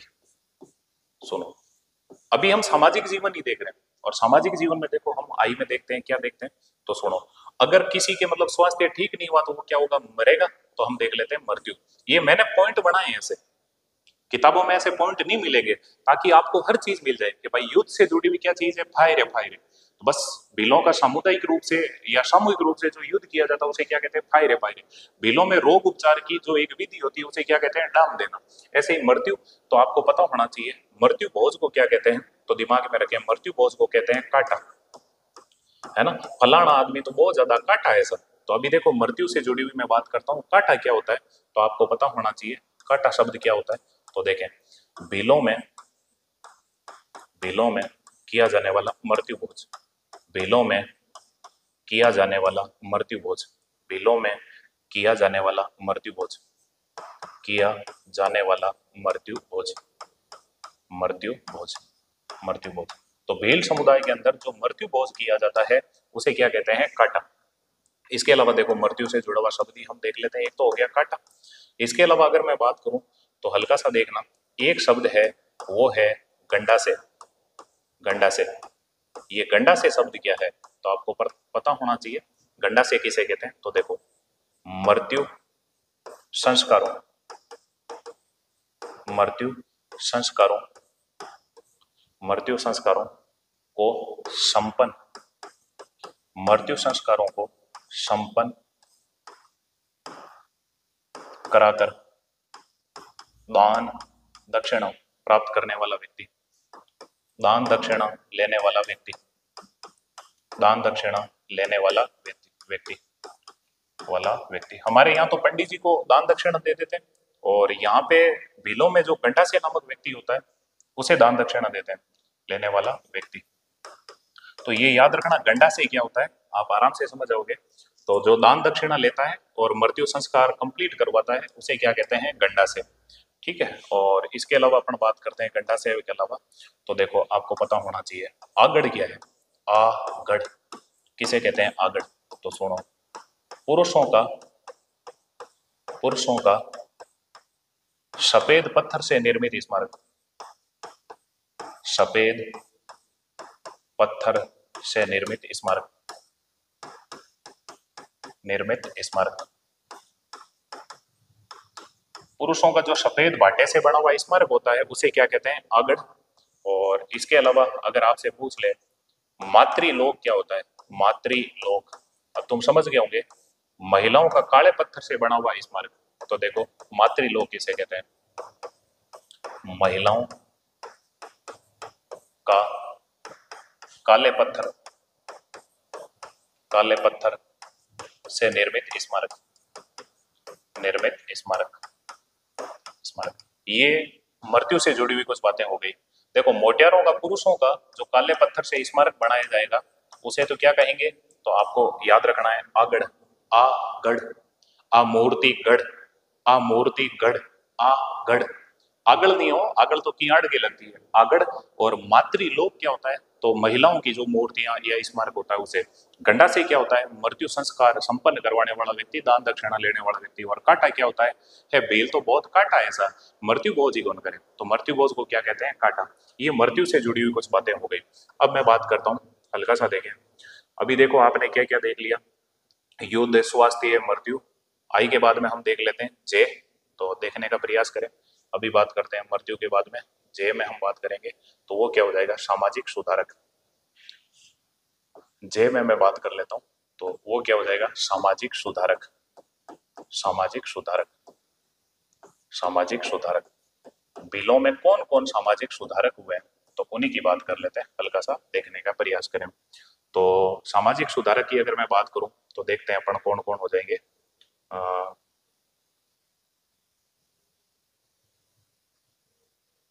सामाजिक सुधारक में बात करता हूं, देखो बिलों के, तो हल्का सा देखें।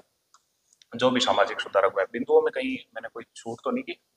युद्ध हो गया, स्वास्थ्य हो गया, मृत्यु हो गया, ठीक है। और मृत्यु के बाद में अब बात कर लेते हैं। देखो रोग उपचार की विधियां वगैरह वो हमने पहले पढ़ ली, और ठीक है। सामाजिक सुधारक में मैं बात करता हूँ, देखो कौन कौन हुए। तो एक तो हो जाएंगे इनके सामाजिक सुधार में अगर मैं बात करूं तो एक तो हो जाएंगे आपके गोविंद गिरी, गोविंद गिरी, या गोविंद गुरु लिख दूं मैं ताकि आपके दिक्कत नहीं हो। देखो गोविंद गुरु, ये जो गोविंद गुरु है आपको पता होगा ये वही गोविंद गुरु है जिन्होंने, आपको पता होगा क्या चलाया था? भगत आंदोलन, भगत आंदोलन, भगत आंदोलन। इन्होंने भगत आंदोलन चलाया था। शॉर्ट में मैं बात करता हूँ, आगे हम डिटेल में पढ़ेंगे इनको। भगत आंदोलन चलाया था। और देखो इन्हीं गोविंद गुरु ने, आपको पता होगा बिलों में एकता लाने के लिए इन्होंने किसकी स्थापना की थी? संत सभा की स्थापना की थी, संत सभा की स्थापना की थी। ये वही गोविंद गुरु है। इसके अलावा देखो इनके सामाजिक सुधारक में और बात करता हूँ कौन हो जाएंगे, तो और हो जाएंगे मोतीलाल तेजावत, मोतीलाल तेजावत। ये जो मोतीलाल तेजावत हैं बात करता हूँ तो इन्होंने, आपको पता होगा कौन सा आंदोलन चलाया था? इन्होंने चलाया था एक ही आंदोलन, एक ही आंदोलन। मेरे हिसाब से दिमाग में रह जाएगा। तो देखो मेणिये बहुत होते हैं लेकिन मोती तो एक ही होता है। तो एक ही आंदोलन किसने चलाया है? मोतीलाल तेजावत ने। गोविंद गुरु, गुरु हैं तो गुरु के भगत भी होंगे और वो भक्तों की एक सभा भी बुला लेंगे। इसके अलावा देखो और कौन हो जाएंगे? संत मावजी, संत मावजी। आप जानते हो ना संत मावजी साबड़ा गांव डूंगरपुर में जन्म हुआ था। और ये जो संत मावजी हैं इन्हें और क्या क्या कहते हैं? इन्हें कहते हैं एक तो निष्कलंकी अवतार, श्री कृष्ण का निष्कलंकी अवतार, श्री कृष्ण का निष्कलंकी अवतार, निष्कलंकी अवतार, निष्कलंकी अवतार। श्री कृष्ण का निष्कलंकी अवतार कौन कहलाते हैं? तो आप आराम से बता सकते हो, संत मावजी। और इन्हें क्या कहते हैं? संत मावजी को अभी बात करते हैं। देखो बिलों के सामाजिक सुधारक भी है, साथ में ये जो बातें लिखा रहा हूं ये भी वेरी इंपॉर्टेंट बातें हैं। देखो और इन्हें कहते हैं वागड़ का धनी। बांसवाड़ा डूंगरपुर को वागड़ कहते हैं तो इन्हें कहते हैं वागड़ का धनी। और संत मावजी ने चौपड़ा ग्रंथ लिखा था और इन्होंने निष्कलंकी संप्रदाय चलाया था। वो आगे संत संप्रदाय में हमने पढ़ लिया पहले, फिर भी हम बात करते हैं। और देखो इनके सामाजिक सुधारक में कौन हो गए तो और हो जाएंगे, आपको पता होगा भोगीलाल पांड्या, भोगीलाल पांड्या, भोगीलाल पांड्या। ये जो भोगीलाल पांड्या है आपको पता होगा 1944 में इन्होंने डूंगरपुर प्रजामंडल की स्थापना की थी। और इन्हें कहते हैं वागड़ का गांधी, वागड़ का गांधी। देखो सवाल के पास वाले जो भी सवाल आ रहे हैं, क्वेश्चन हो रहे हैं, तो उनको भी अपन लेने का प्रयास कर रहे हैं। और इनके सामाजिक सुधारक हुए हैं माणिक्य लाल वर्मा, माणिक्य लाल वर्मा। ये जो माणिक्य लाल वर्मा हुए हैं, आप जानते हो माणिक्य लाल वर्मा को और क्या कहते हैं? इन्हें कहते हैं मेवाड़ का गांधी, मेवाड़ का गांधी, मेवाड़ का गांधी। माणिक्यलाल वर्मा को क्या कहते हैं भाई? मेवाड़ का गांधी। मेरे हिसाब से दिमाग में रह जाएगा, कोई दिक्कत नहीं। अब मैं बात करता हूँ माणिक्यलाल वर्मा, और ये सारे के सारे सामाजिक सुधारक हो गए, मेरे हिसाब से दिमाग में रह जाएगा। गोविंद गुरु, मोतीलाल तेजावत, संत मावजी, भोगीलाल पांड्या और माणिक्यलाल वर्मा। जे के बाद में हम देख लेते हैं के, थोड़ा सा देखें जे के। देखो, इनमें भीलों में सामाजिक सुधार करने वाली एक संस्था है और इनकी संस्कृति को बचाने वाली एक संस्था है। उस संस्था का नाम क्या है? तो देखने का प्रयास करें, हम उस संस्था के बारे में देख लेते हैं। थोड़ा सा, ठीक है, जो संस्था है उसकी बात कर लेते हैं। देखो, पॉइंट मैं इस टाइप से ले रहा हूं ताकि आपके दिक्कत नहीं हो। संस्था, अभी देखो सामाजिक जीवन ही पढ़ रहे हैं और यहां से सारी चीजें आपके निकलती जाएगी। तो उस संस्था का नाम क्या है? तो उसका नाम है माणिक्यलाल वर्मा, माणिक्यलाल वर्मा, माणिक्यलाल वर्मा, माणिक्यलाल वर्मा आदिम, माणिक्यलाल वर्मा आदिम जाति शोध संस्थान, जाति शोध संस्थान, शोध संस्थान, माणिक्यलाल वर्मा आदिम जाति शोध संस्थान। तो ये जो माणिक्यलाल वर्मा आदिम जाति शोध संस्थान है, मैं बात करता हूं इसका मुख्यालय, माणिक्यलाल वर्मा आदिम जाति शोध संस्थान का जो मुख्यालय है वो कहाँ पे है? वो है उदयपुर। वेरी इंपॉर्टेंट संस्थान है माणिक्यलाल वर्मा आदिम जाति शोध संस्थान। और ये जो माणिक्यलाल वर्मा है, ये काम क्या करती है? तो आपको पता होना चाहिए, आदिवासियों की या भीलों की, आदिवासियों की बजाय अभी भील पढ़ रहे हैं तो भील लिख दो। तो देखो, भीलों की, भीलों की संस्कृति, भीलों की संस्कृति को बचाने का कार्य, बचाने का कार्य, भीलों की संस्कृति को बचाने का जो कार्य करती है वो कौन सी संस्थान करती है? वो है माणिक्यलाल वर्मा आदिम जाति शोध संस्थान, जिसका मुख्यालय कहाँ है? उदयपुर। ये भीलों के सामाजिक सुधारक हो गए, ये समाज में जागृति लाने वाली या समाज की संस्कृति को बचाने वाली एक संस्था हो गई। मेरे हिसाब से दिमाग में रह जाएगा जे के। और अब बात कर लेता हूं मैं, हल्का सा देखने का प्रयास करें एल की। तो देखते हैं अपन, नेक्स्ट पेज ले लेते हैं। अभी हम सामाजिक जीवन ही देख रहे हैं, जे के एल। तो अब बात कर लेते हैं, देखो विशेष, और कुछ विशेष बातें हैं क्या? विशेष, तो देखने का प्रयास करें विशेष में। तो विशेष में हम देखते हैं, थोड़ा सा देखें। एक तो देखें आप पाडा, तो सुनो, ये भीलों में एक शक्तिशाली जो पुरुष होता है उसके लिए शब्द का प्रयोग करते हैं। तो पाडा क्या होता है? तो आपको पता होना चाहिए, शक्तिशाली पुरुष का पर्याय, शक्तिशाली पुरुष का पर्याय, शक्तिशाली पुरुष का पर्याय, शक्तिशाली पुरुष का पर्याय, जिससे भील खुश होते हैं, जिसे या जिस शब्द से भील खुश होते हैं। शक्तिशाली पुरुष का पर्याय, जिससे, जिसे भील पुरुष खुश होते हैं, भील पुरुष खुश होते हैं। अभी अपने किसी पुरुष को कहते हैं पाडा आ गया, पाडा, तो कितना मतलब क्लेश हो जाए, है ना। लेकिन भीलों को कहते हैं वो पाडो आई हो, अनाप शनाप खुश हुए, तो पुरुष खुश होते हैं, खुश होते हैं। मेरे हिसाब से दिमाग में रह जाएगा, होते हैं। इसके अलावा देखो, पाडा के अलावा तो आपको पता होना चाहिए कांडी। तो सुन लो, ये भीलों का गाली सूचक शब्द है, गाली सूचक शब्द, गाली सूचक शब्द। अगर आपसे पूछ ले भीलों का गाली सूचक शब्द कौन सा है, तो वो कौन सा हो जाएगा? कांडी। इसके अलावा मैं बात करता हूँ पाखरिया। ये क्या होता है पाखरिया? ये कुछ शब्दावली है, लेने का प्रयास करें। पाखरिया तो आप आराम से बता सकते हो, घोड़े को मारने वाला, विरोधी सेना की, विरोधी सेना के घोड़े को मारने वाला, सेना के घोड़े को मारने वाला, विरोधी सेना के घोड़े को मारने वाला, घोड़े को मारने वाला, मारने वाला, विरोधी सेना के घोड़े को मारने वाला क्या कहलाएगा? पाखरिया। मेरे हिसाब से दिमाग में रह जाएगा। इसके अलावा देखें और क्या होता है, और शब्दावली में बात करूं तो भांज गड़िया, भांज गड़िया। ये भांज गड़िया क्या होता है? तो आपको पता होना चाहिए, समझौता करवाने वाला व्यक्ति। भीलों में कोई लड़ाई झगड़ा हो जाए, समझौता करवाने वाला व्यक्ति, करवाने वाला व्यक्ति। तो भीलों में जो समझौता करवाने वाला व्यक्ति होता है उसे क्या कहते हैं, तो वो है भांज गड़िया, भांज गड़िया। इसके अलावा मैं बात करूं भीलों में, तो देखने का प्रयास करें बोलावा।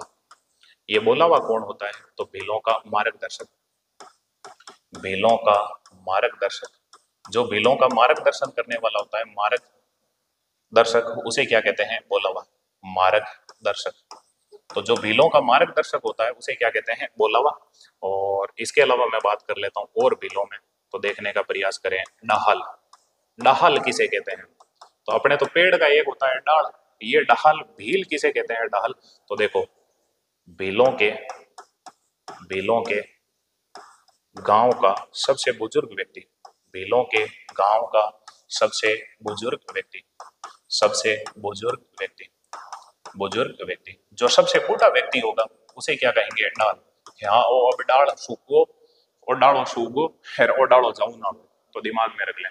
ये अभी हमने भीलों का क्या देखा है, सामाजिक जीवन। अब 2-4 मिनट का और खेल है, हम देख लेंगे इनका धार्मिक जीवन और आर्थिक, लेंगे भीलों का धार्मिक जीवन। तो बात करते हैं,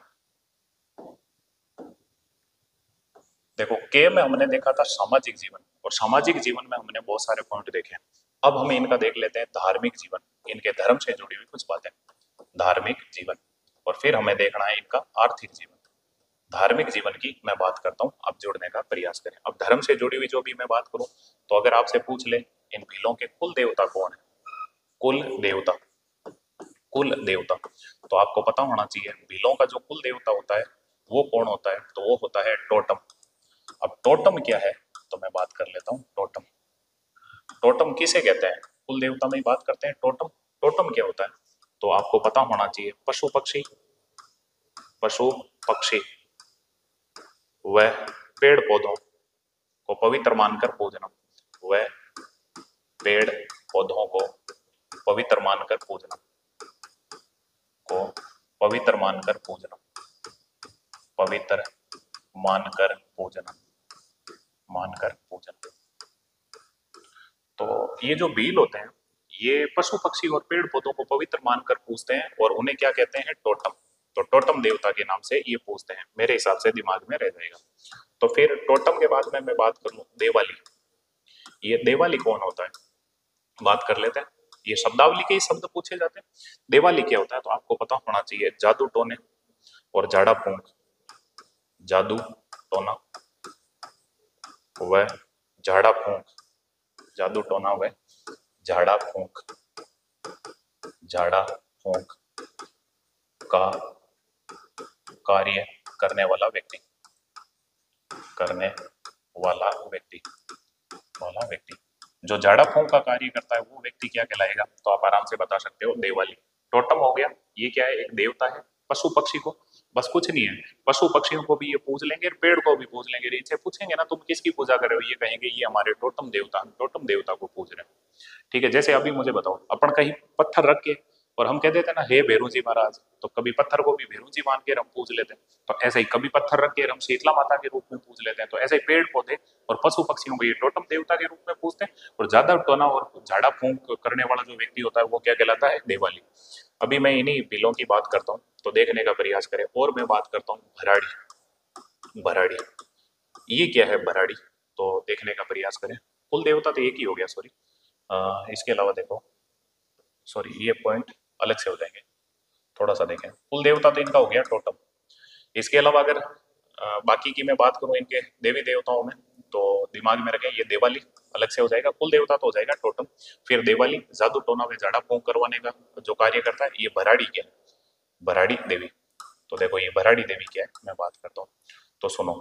वैवाहिक देवी, वैवाहिक देवी, देवी जिसका शगुन की दृष्टि से, जिसका शगुन की दृष्टि से, शगुन की दृष्टि से, शगुन की दृष्टि से, शगुन की दृष्टि से पूर्व दिशा में, पूर्व दिशा में, पूर्व दिशा में मोह रखा जाता है, मोह रखा जाता है, जाता है, तथा हल्दिया रंग भरा जाता है, हल्दिया रंग भरा जाता है, रंग भरा जाता है, भरा जाता है। अब ब्याह के अंदर आपको पता होगा हम तो बनाते हैं गजानन जी, ये गजानन जी नहीं बनाएंगे, ये क्या बनाएंगे, भराड़ी देवी। भराड़ी देवी, लड़की का विवाह होगा उस टाइम में बनाएंगे ये भराड़ी देवी। और भराड़ी देवी, अब मुझे बताओ शगुन की दृष्टि से अगर मुंह पूर्व में रखना है तो किस दीवार पे बनेगी, पश्चिम वाली दीवार पे। तो सदैव ये पश्चिम की दीवार पे बनेगी और दिशा पूर्व में इसका मुंह रहेगा। तो लड़की के विवाह पर वैवाहिक देवी का जो चित्र बनाया जाता है, एक तरह से जो बींद आएगा, दूल्हा आएगा, वो ऐसा चित्र बनाता है। तो इसे क्या कहते हैं, भराड़ी देवी। तो देखो धार्मिक जीवन भी पढ़ रहे हैं हम, भराड़ी देवी हो गई। अब मैं बात कर लेता हूँ, ये कुछ टोटम देवालीर ये सारी बातें हो गई। अब बात कर लेते हैं इन भीलों के मेले। धार्मिक जीवन में ही देख लेते हैं मेले। तो आपको पता होना चाहिए इन भीलों के प्रमुख मेले, जो इनके मुख्य मेले हैं वो कौन से हैं, प्रमुख मेले। तो प्रमुख मेलों की बात करूं तो इनके दो मुख्य मेलों की बात करूंगा मैं। एक तो देखने का प्रयास करें, एक तो हो जाएगा बेणेश्वर धाम का मेला। बेणेश्वर धाम का मेला, बेणेश्वर धाम का मेला। आप जानते हो नवा टापरा गांव डूंगरपुर में है और माघ पूर्णिमा को ये मेला भरता है। तो बेणेश्वर धाम का मेला कौन से स्थान पर है, तो आप बता सकते हो नवा टापरा गांव। और ये नवा टापरा गांव कहाँ पड़ता है, ये डूंगरपुर में पड़ता है। सोमवाही जखम के त्रिवेणी संगम पर है। और ये मेला कब भरता है, तो आप आराम से बता सकते हो, ये भरता है माघ पूर्णिमा को। और मैंने खूब लिखा रखा आगे भी, इसे आपको पता होगा आदिवासियों का कुंभ कहते हैं और भीलों का कुंभ कहते हैं, है ना। और बेणेश्वर धाम का मेले का अन्य नाम इसे और क्या क्या कहते हैं, फिर भी मैं लिख देता हूँ। देखो इसे कहते हैं आदिवासियों का कुंभ, आदिवासियों का कुंभ, सॉरी आदिवासियों का कुंभ, लाइन थोड़ी ऊपर चली गई। आदिवासियों का कुंभ,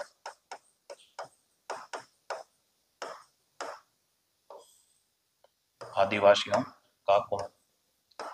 और इसे क्या कहेंगे, इसे कहेंगे भीलों का कुंभ, भीलों का कुंभ, भीलों का कुंभ। और इसे क्या कहेंगे, इसे कहेंगे वागड़ का कुंभ, वागड़ का कुंभ, वागड़ का कुंभ।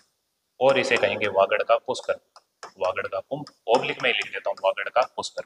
ये सब के सब आपको पता होगा किसके नाम हैं, तो बेणेश्वर धाम के मेले के।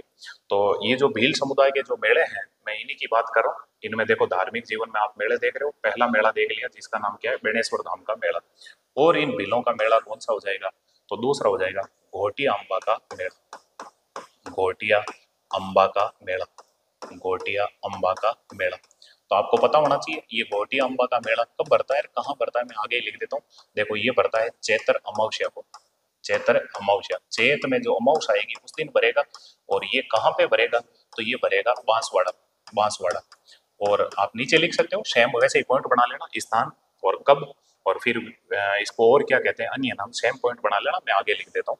तो देखो घोटिया अम्बा का जो मेला होगा इसे और क्या कहते हैं, इसे कहते हैं आदिवासियों का दूसरा कुंभ, आदिवासियों का दूसरा कुंभ, आदिवासियों का दूसरा कुंभ, दूसरा कुंभ। मैंने आगे लिखा है, आप नोट्स बना रहे हो तो नीचे ही लिखना, सेम ऐसे पॉइंट बना लेना। जैसे घोटिया अम्बा का मेला कब भरेगा, चैत्र महोत्सव, कहाँ भरेगा, बांसवाड़ा में। और अन्य नाम क्या हो जाएगा, आदिवासियों का दूसरा कुंभ। प्रमुख मेले के बाद में अभी हम धार्मिक जीवन ही पढ़ रहे हैं, तो इनसे जुड़ी कुछ बातें और करते हैं, थोड़ा सा देखने का प्रयास करें। देखो धार्मिक जीवन में हल्का सा देखो बात कर लेते हैं धार्मिक जीवन की। तो देखो और मैं बात करता हूं, धार्मिक संस्कार संपन्न करवाने वाला व्यक्ति, धार्मिक संस्कार संपन्न करवाने वाला व्यक्ति, संपन्न करवाने वाला व्यक्ति, वाला व्यक्ति। बेलों में धार्मिक संस्कार संपन्न करवाने वाला जो व्यक्ति होता है वो क्या कहलाता है, तो आपको पता होना चाहिए धार्मिक संस्कार संपन्न करवाने वाला व्यक्ति कहलाता है भगत। क्या कहलाएगा, भगत। मेरे हिसाब से दिमाग में रह जाएगा, धार्मिक संस्कार संपन्न करवाने वाला व्यक्ति क्या कहलाएगा, भगत। जो भी इनके धार्मिक संस्कार है उनको संपन्न करवाने वाला व्यक्ति क्या कहलाएगा, भगत। मैं कंजूसपना कर रहा हूँ, मैं सोच रहा हूँ पन्ना अलग नहीं लूं, इसी में एक दो लाइन है तो उनको लिख दूं। इसके अलावा अपन बात करते हैं, देखो इन बिलों में प्राकृतिक, प्राकृतिक एवं दैनिक रोज के होने वाले दैनिक प्रकोपों, प्रकोपों से बचने हेतु पूजा, बचने हेतु पूजा। रोज होने वाली जो आपदा है, विपदा है, उससे बचने के लिए ये पूजा किसकी करते हैं, तो आपको पता होना चाहिए ये करते हैं होवण माता की पूजा, होवण माता की पूजा। अपन कहते हैं ना होनी को कौन टाल सकता है, तो ये कहते हैं होवण ने कौन टाले, तो होवण माता ही टालती है। इसके अलावा एक दो बात और लिख देता हूं, देखो अपंग व विकलांग भीलों, विकलांग भीलों द्वारा, भीलों द्वारा मनोकामना, मनोकामना, मनोकामना पूर्ण करने हेतु पूजा, मनोकामना पूर्ण करने हेतु पूजा, करने हेतु पूजा, अपनी मन की जो मनोकामना है पूर्ण करने हेतु पूजा। ये किसकी करते हैं, तो ये करते हैं खोड़ियाल माता की, खोड़ियाल माता, खोड़ियाल माता, खोड़ियाल माता, खोड़ियाल माता। मेरे हिसाब से दिमाग में रह जाएगा, हल्का सा देखें तो इनके कुल देवता हो गए। और एक कुल देवी की बात कर लो, भीलों की कुल देवी कौन है, वो मैंने कहीं लिखा नहीं ऊपर, शायद दिमाग से मेरे मिस हो गया। तो देखो कुल देवता के बाद में मैं बात कर लेता हूँ कुल देवी। भीलों की जो कुल देवी है वो कौन है, तो वो है आमजा माता। यहाँ लिख देता हूं मैं, भीलों की कुल देवी कौन होगी, आमजा माता, आमजा माता कुल देवता और कुल देवी हम आमजा माता। तो भीलों की कुल देवी कौन हो जाएगी, आमजा माता। कुल देवता कौन हो जाएंगे, टोटम देवता। देवाली कौन होगा, जादू टोने व जाड़ा फूंक का कार्य करने वाला व्यक्ति। और आप इनको ऐसे भी लिख सकते हो, यहाँ जैसे मैंने ये नीचे लाइनें लिखी ना, ऐसे भी लिख सकते हो, जादू टोना व जाड़ा फूंक का कार्य करने वाला व्यक्ति देवाली। और वैवाहिक देवी है ना, वो कौन हो जाएगी, भराड़ी देवी। तो इसको ऐसे भी लिख सकते हो आगे, ये भराड़ी देवी का पॉइंट ऐसे भी बना सकते हो, वैवाहिक देवी, वैवाहिक देवी, वैवाहिक देवी। तो भीलों की जो वैवाहिक देवी हो जाएगी वो कौन हो जाएगी, भराड़ी माता, भराड़ी माता। तो देखो इनके कुल देवता, कुल देवी। तो मैं बात कर लेता हूँ, हल्का सा देखें, हाँ, थोड़ा सा देखने का प्रयास करें। इनके जो कुल देवता है, थोड़ा सा नाम बड़ा लिख देता हूँ इधर की तरफ में, लंबा हो जाए आपके पॉइंट भी, और कुल देवी भी लिख देता हूँ, प्लीज सुनो। तो भीलों की बात कर रहे हैं, हल्का सा देखो आपको थोड़ा सा अच्छा लगे।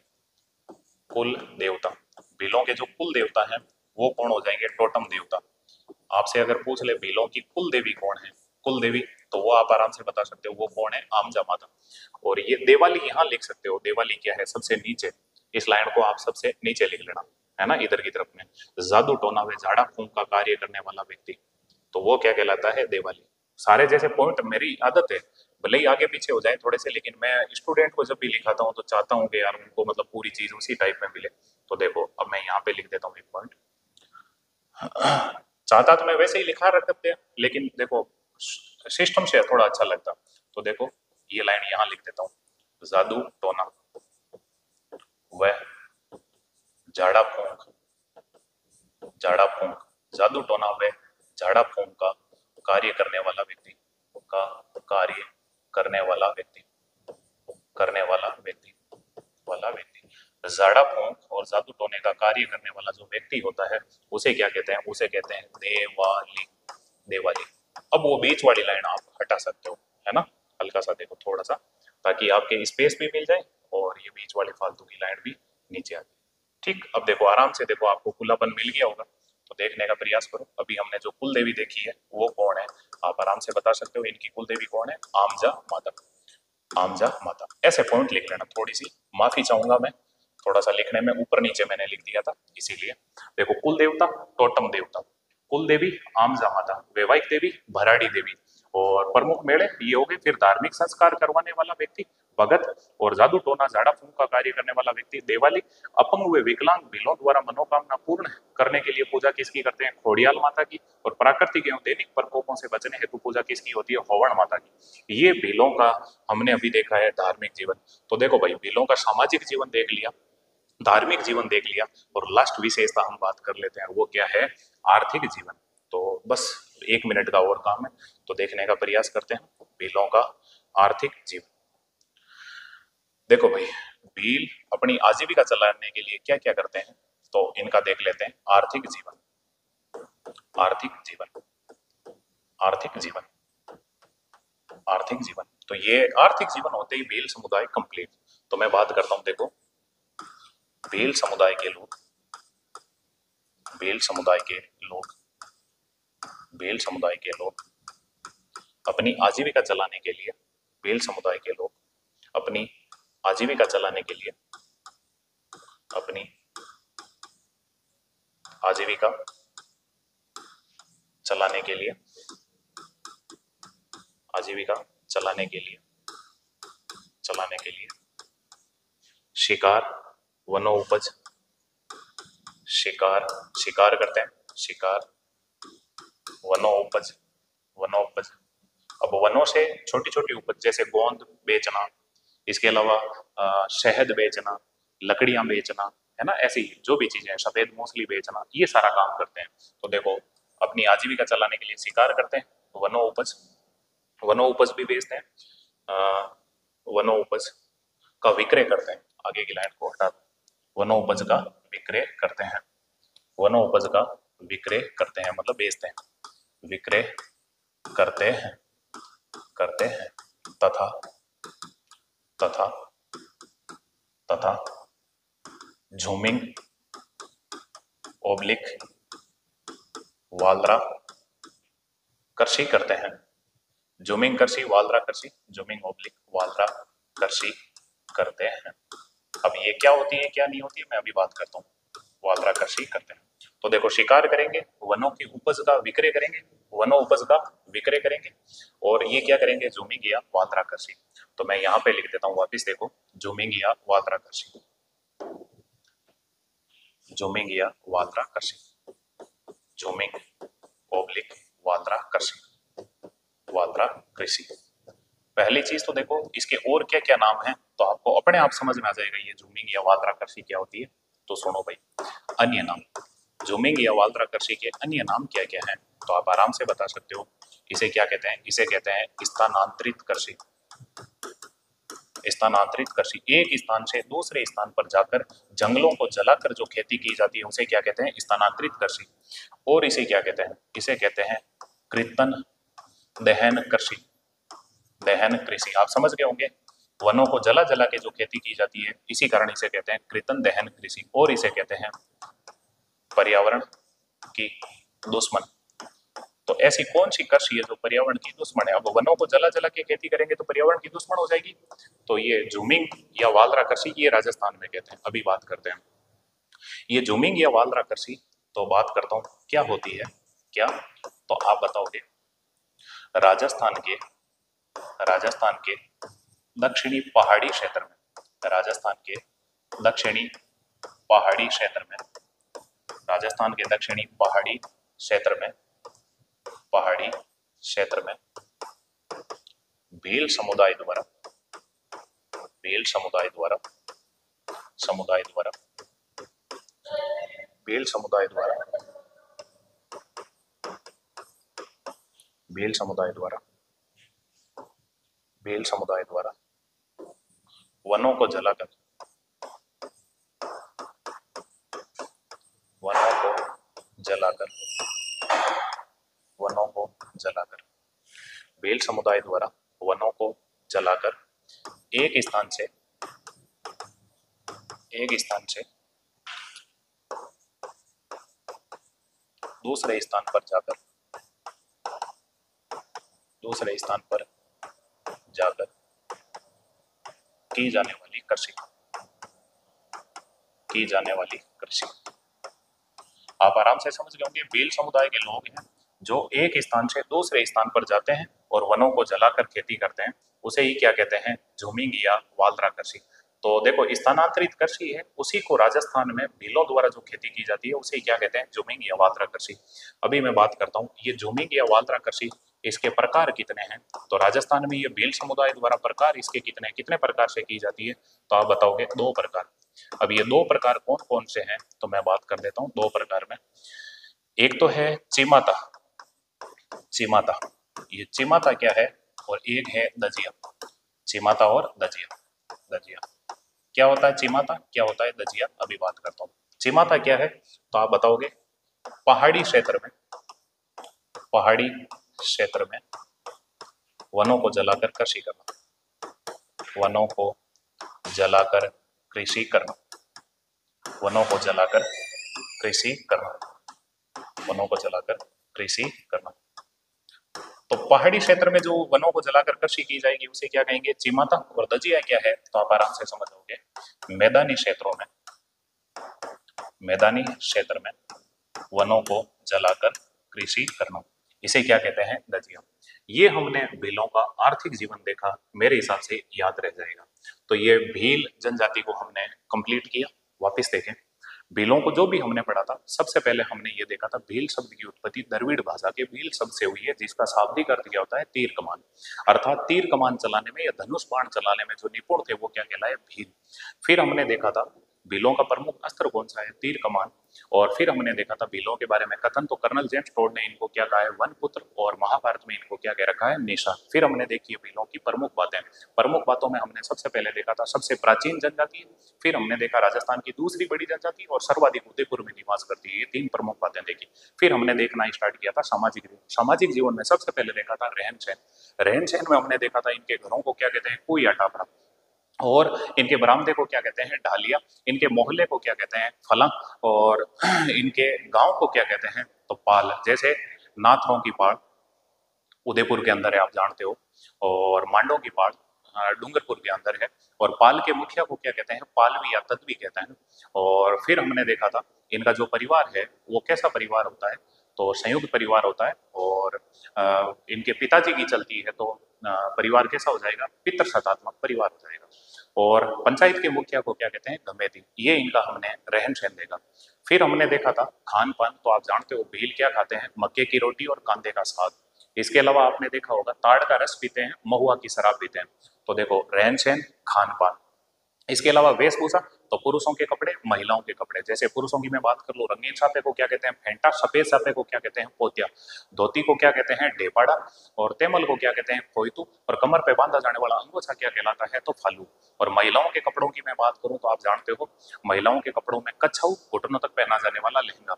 इसके अलावा सिंदूरी, लाल रंग की साड़ी। पीरिया, तो दुल्हन द्वारा पहना जाने वाला पीले रंग का लहंगा। परिजनी, पांव में पहनी जाने वाली चूड़ियां।